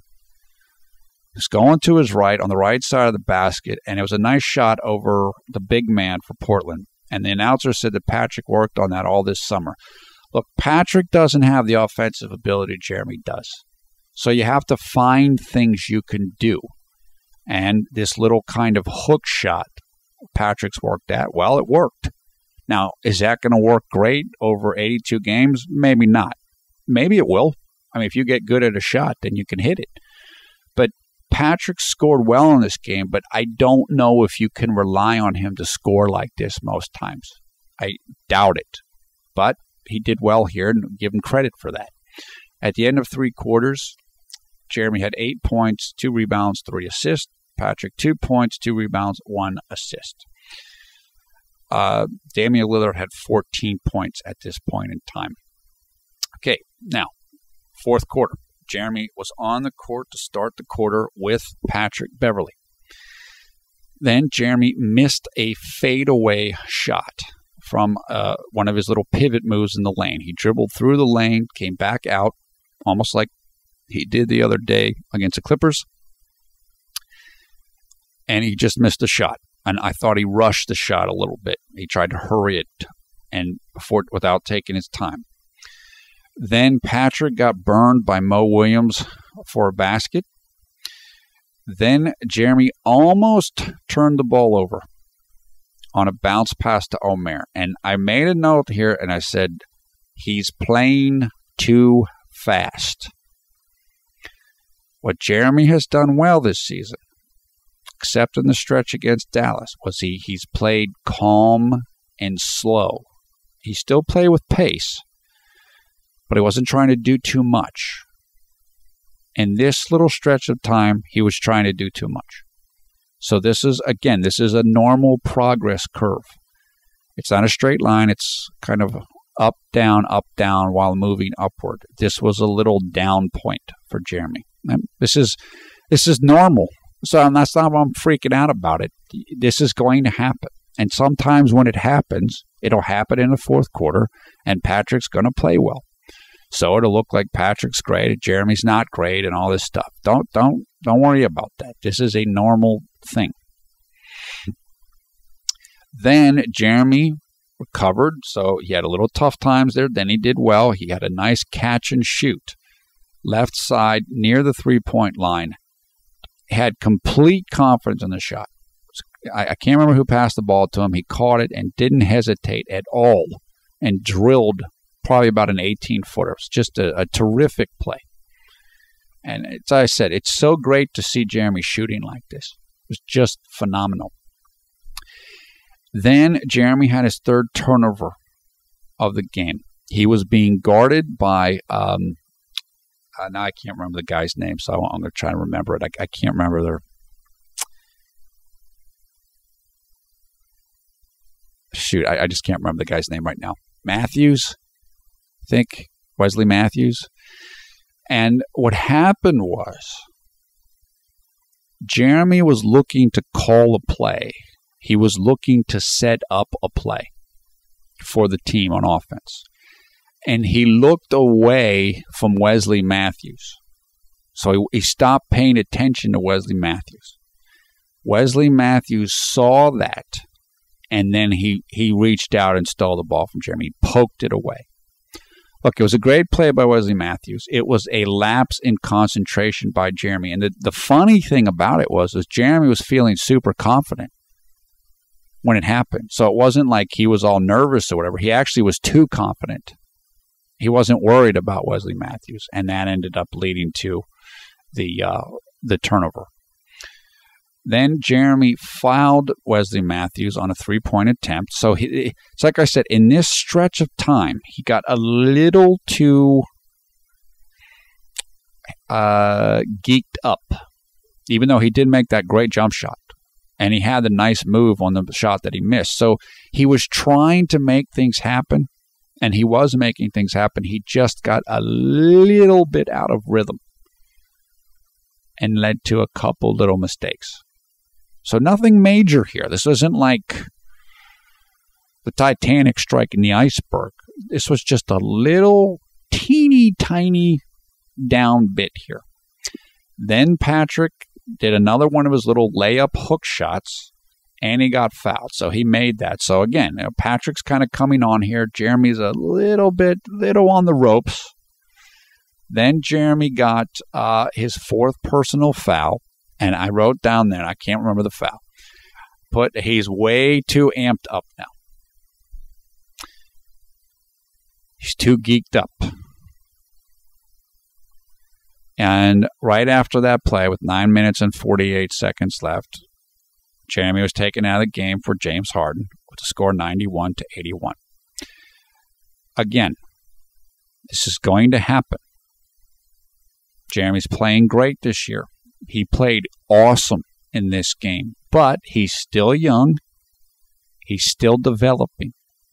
You're going to have moments like this. This is the reason why the team is carrying 3 point guards. Well, actually, they're carrying 4. But because they're a contending team, they're a championship contender. and you're relying on young, inexperienced point guards. That's why they have different point guards, and that's why McHale will pull guys, because he wants to win. And so if you go through a little tough time, he's going to pull you. Not everybody, but he will pull the point guards, including Patrick. Like I said, Patrick got pulled in the Charlotte game. I'm virtually certain of that. Jeremy probably got pulled here,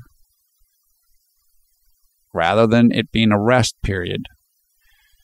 And I wasn't upset about it. Again, I'm not happy with how it worked out with Super Patrick, the savior. Although I have nothing against Patrick. But as a Jeremy Lin fan, I'm not happy how the story changed. But I understand why McHale pulled him. I thought it was fair. Because Jeremy was struggling in that little period of time. The game was getting closer again. You got to win the game. So I'm trying to tell you guys again, I'm going to be objective about it. This was definitely a defensible move by McHale. There's no question about it.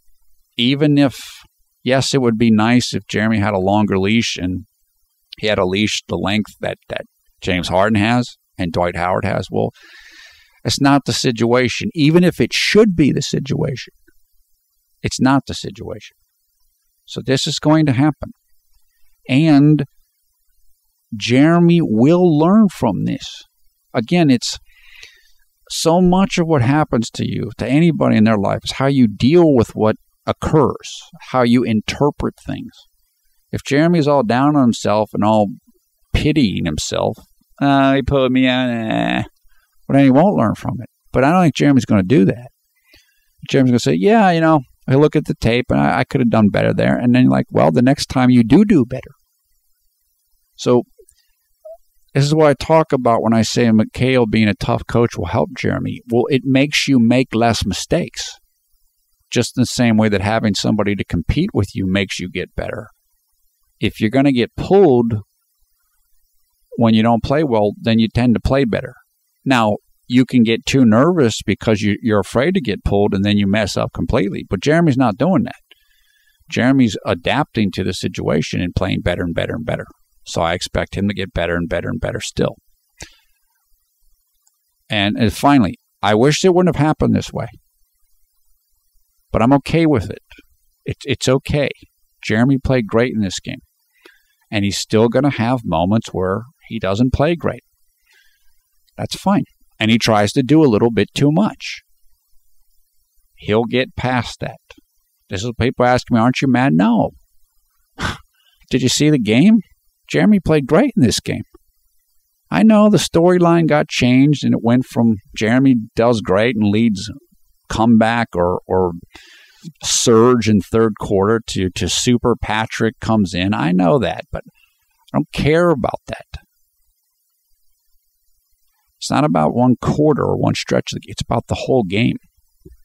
I know how Jeremy played in the whole game, so am I mad? No. No, because Jeremy did really well in this game. So I'm happy. And the team won. Remember, the more the team wins, the better Jeremy looks, even if he's coming off the bench.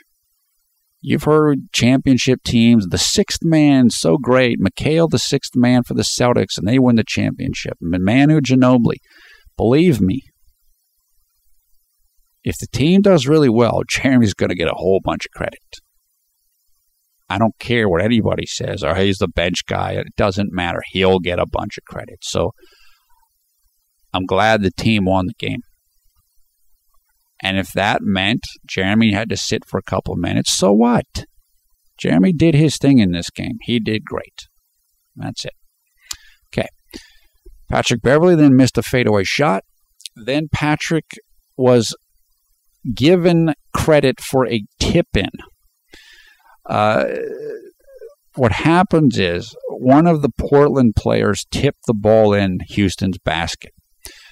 In that situation, offensive player that's closest to the player who tipped it in gets credit for the basket. So it will be recorded as Patrick's basket and probably a Patrick offensive rebound, even though he didn't do that.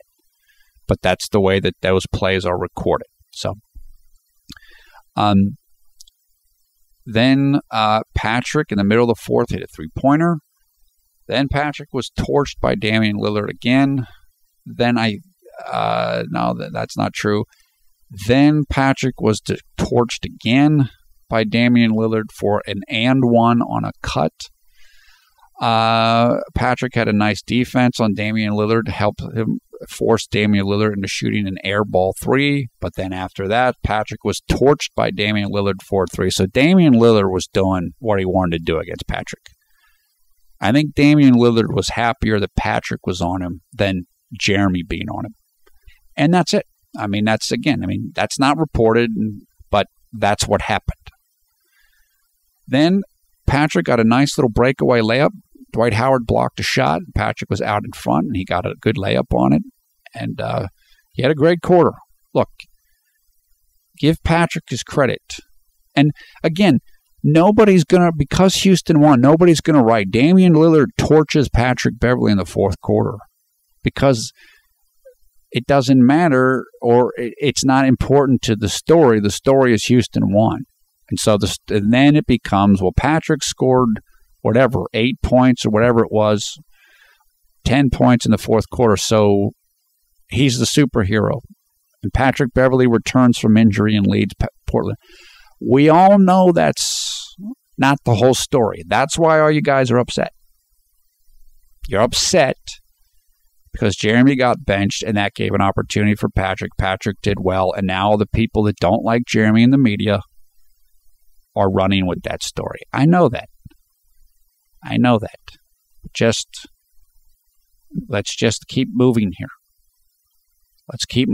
Now, I was mad when this happened. And I wrote something in my notes that I can't completely repeat here. But I basically wrote something like, Jeremy might have lost his starting job right here in the fourth quarter.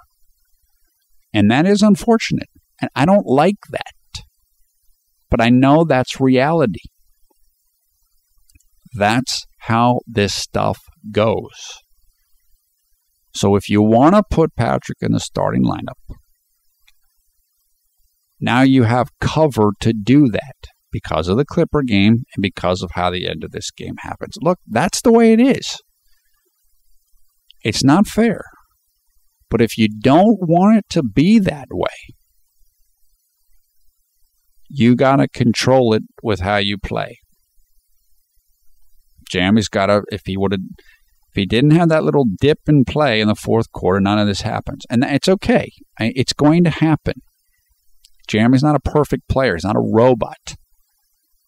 It's going to be ups and downs. And he probably was tired playing as much as he did on this 4 games and 5 nights road trip stuff. So it happens. And Patrick took advantage of it. Don't worry. Jeremy will have his times to take advantage of things too. I'm sure of that. We know he does that. He's done it before. And I'm sure there'll be more of that to come. Yeah, and look, I put a note, the team does have good defensive energy when Patrick's on the floor, although I don't know if Patrick's a better defender than Jeremy. Jeremy came back into the game with 2 minutes and 33 seconds left, and this was the small ball. Now, look, was the game over? It was probably over.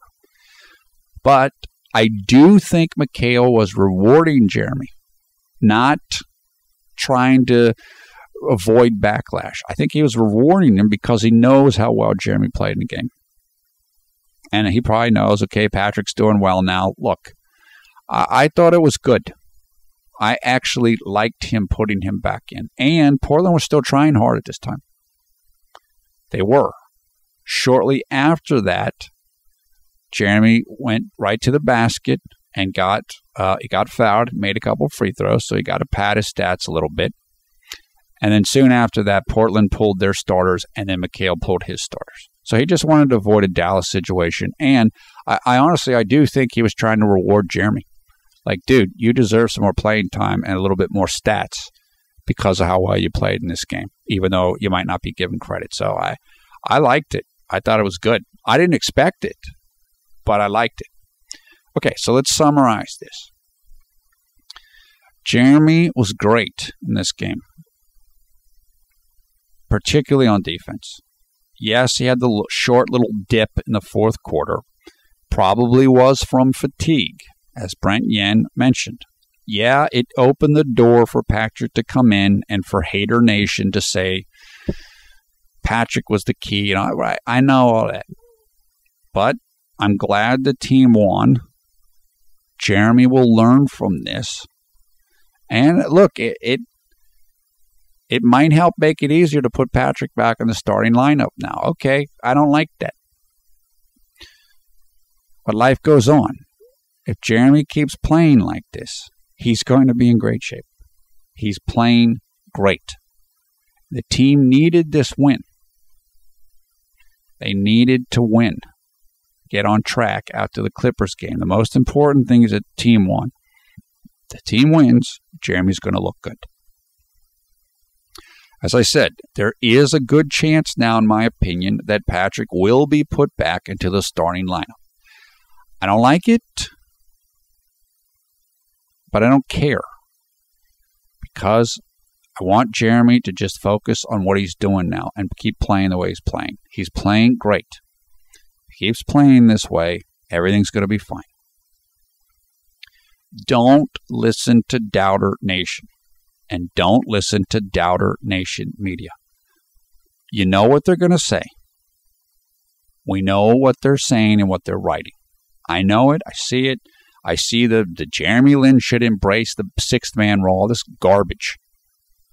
I know what it is. You know what it is. It's not fair. Don't fall for it.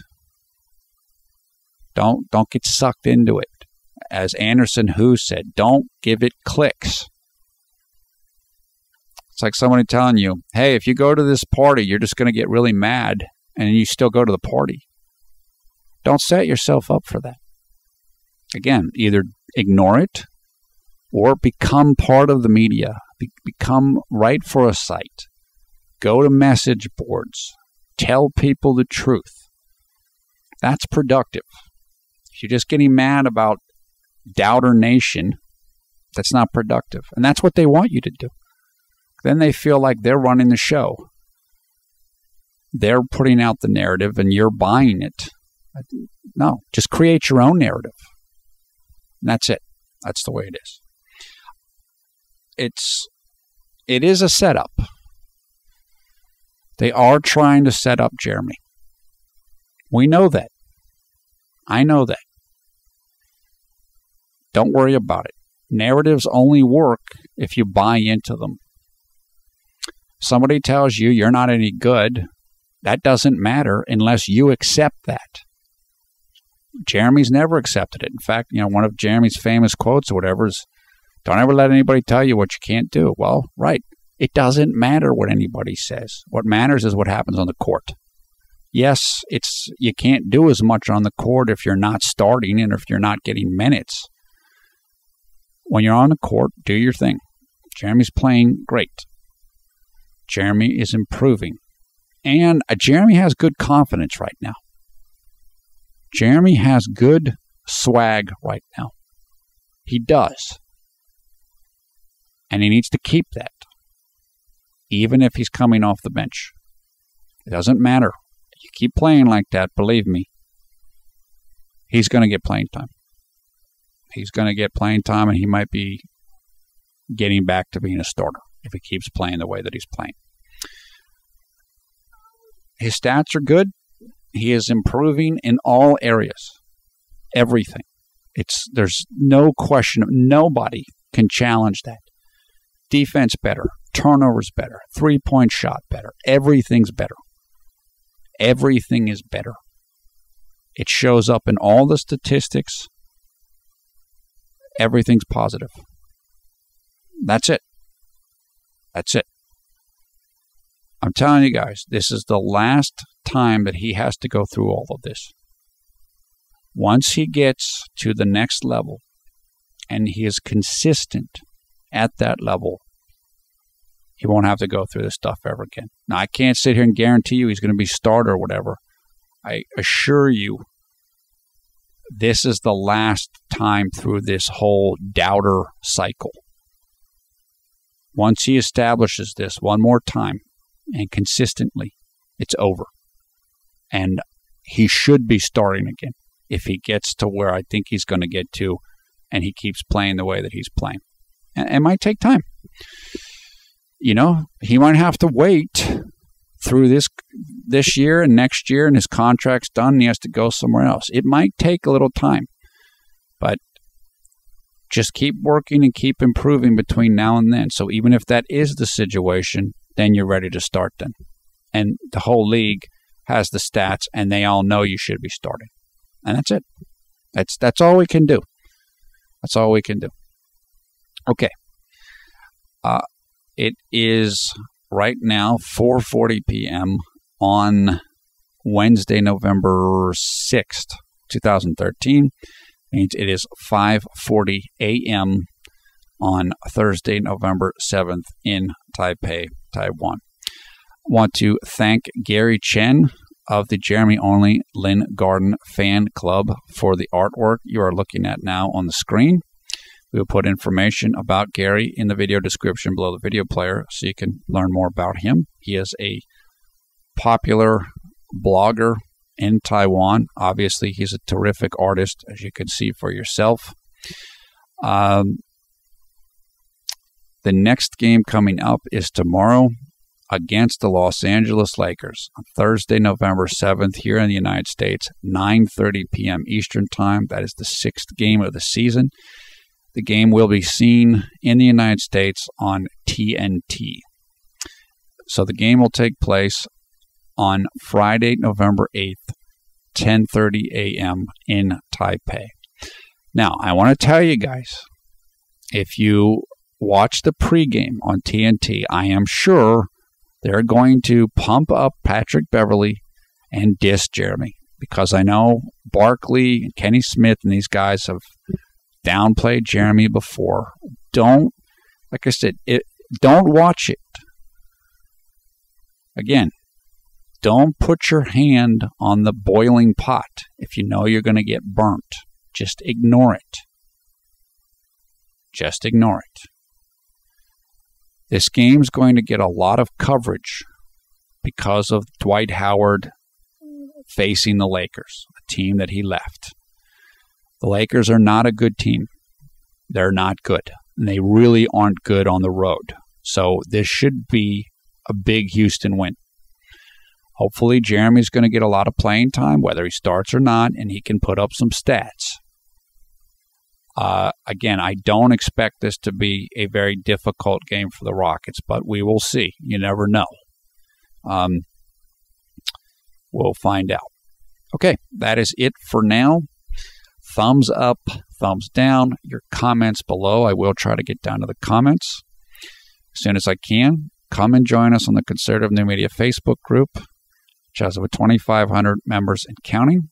Find information for that in the video description below the video player.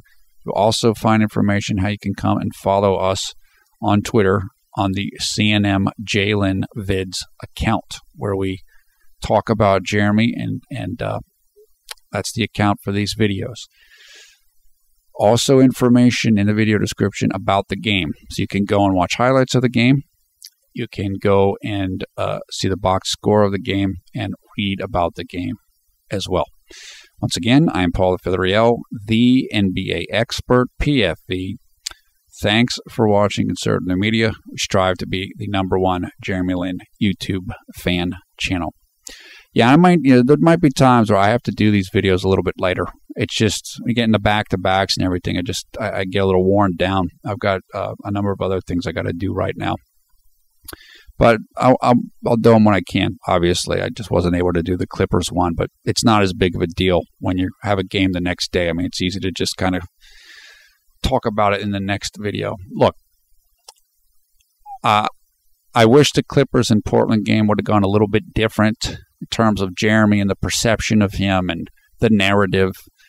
And the starting lineup, how it might be affected by what happened in those games. But Jeremy's playing great. His PER is like, it's like 18.7 or 18.4. I mean, he's doing great. I went and looked that up real quickly. It's like his PER is better than like 50 other guards or something. And it's there's only like 11 or 12 guards ahead of him. He's clearly playing starter-level basketball. There's no doubt about that. And everything he needed to work on, he's worked on and is improving. That's it. Let's just take it from here. Let's just take it from here. That is my advice to you guys. The team has the second-best record in the league. This is a marquee team. This is a serious team. And the truth is, the team can get a lot better. They're still going to get a lot better if they stay healthy. So Jeremy looks like he's going to be a prime-time serious player, starter or not, on a contending team. That's going to help him. I assure you that will help him and help his reputation and help his perception. Cool. Good. I'm good with that. Even if it's not the perfect story or the perfect scenario right now. Even if you don't think Mikhail's treating him right. Even if you don't like that he should have a longer leash. Even if he doesn't end up starting right now. He's doing great. Everything's progressing here. Awesome. I mean, I can deal with it. So that's what I said. I was happy after the game. I wasn't thrilled with the fourth quarter, with how it played out, but I'm happy. I'm good. Jeremy played great in this game and had a huge effect on the game. His numbers are great, and he's improving. He keeps playing well over and over again. And he's really becoming a defensive force. That's it. That's it. That's the story. I mean, I'm content with that. So, okay. Hope everybody's having a great day, a great night, wherever you are around the world when you listen to this video. Take care of yourselves. We will talk to you again soon.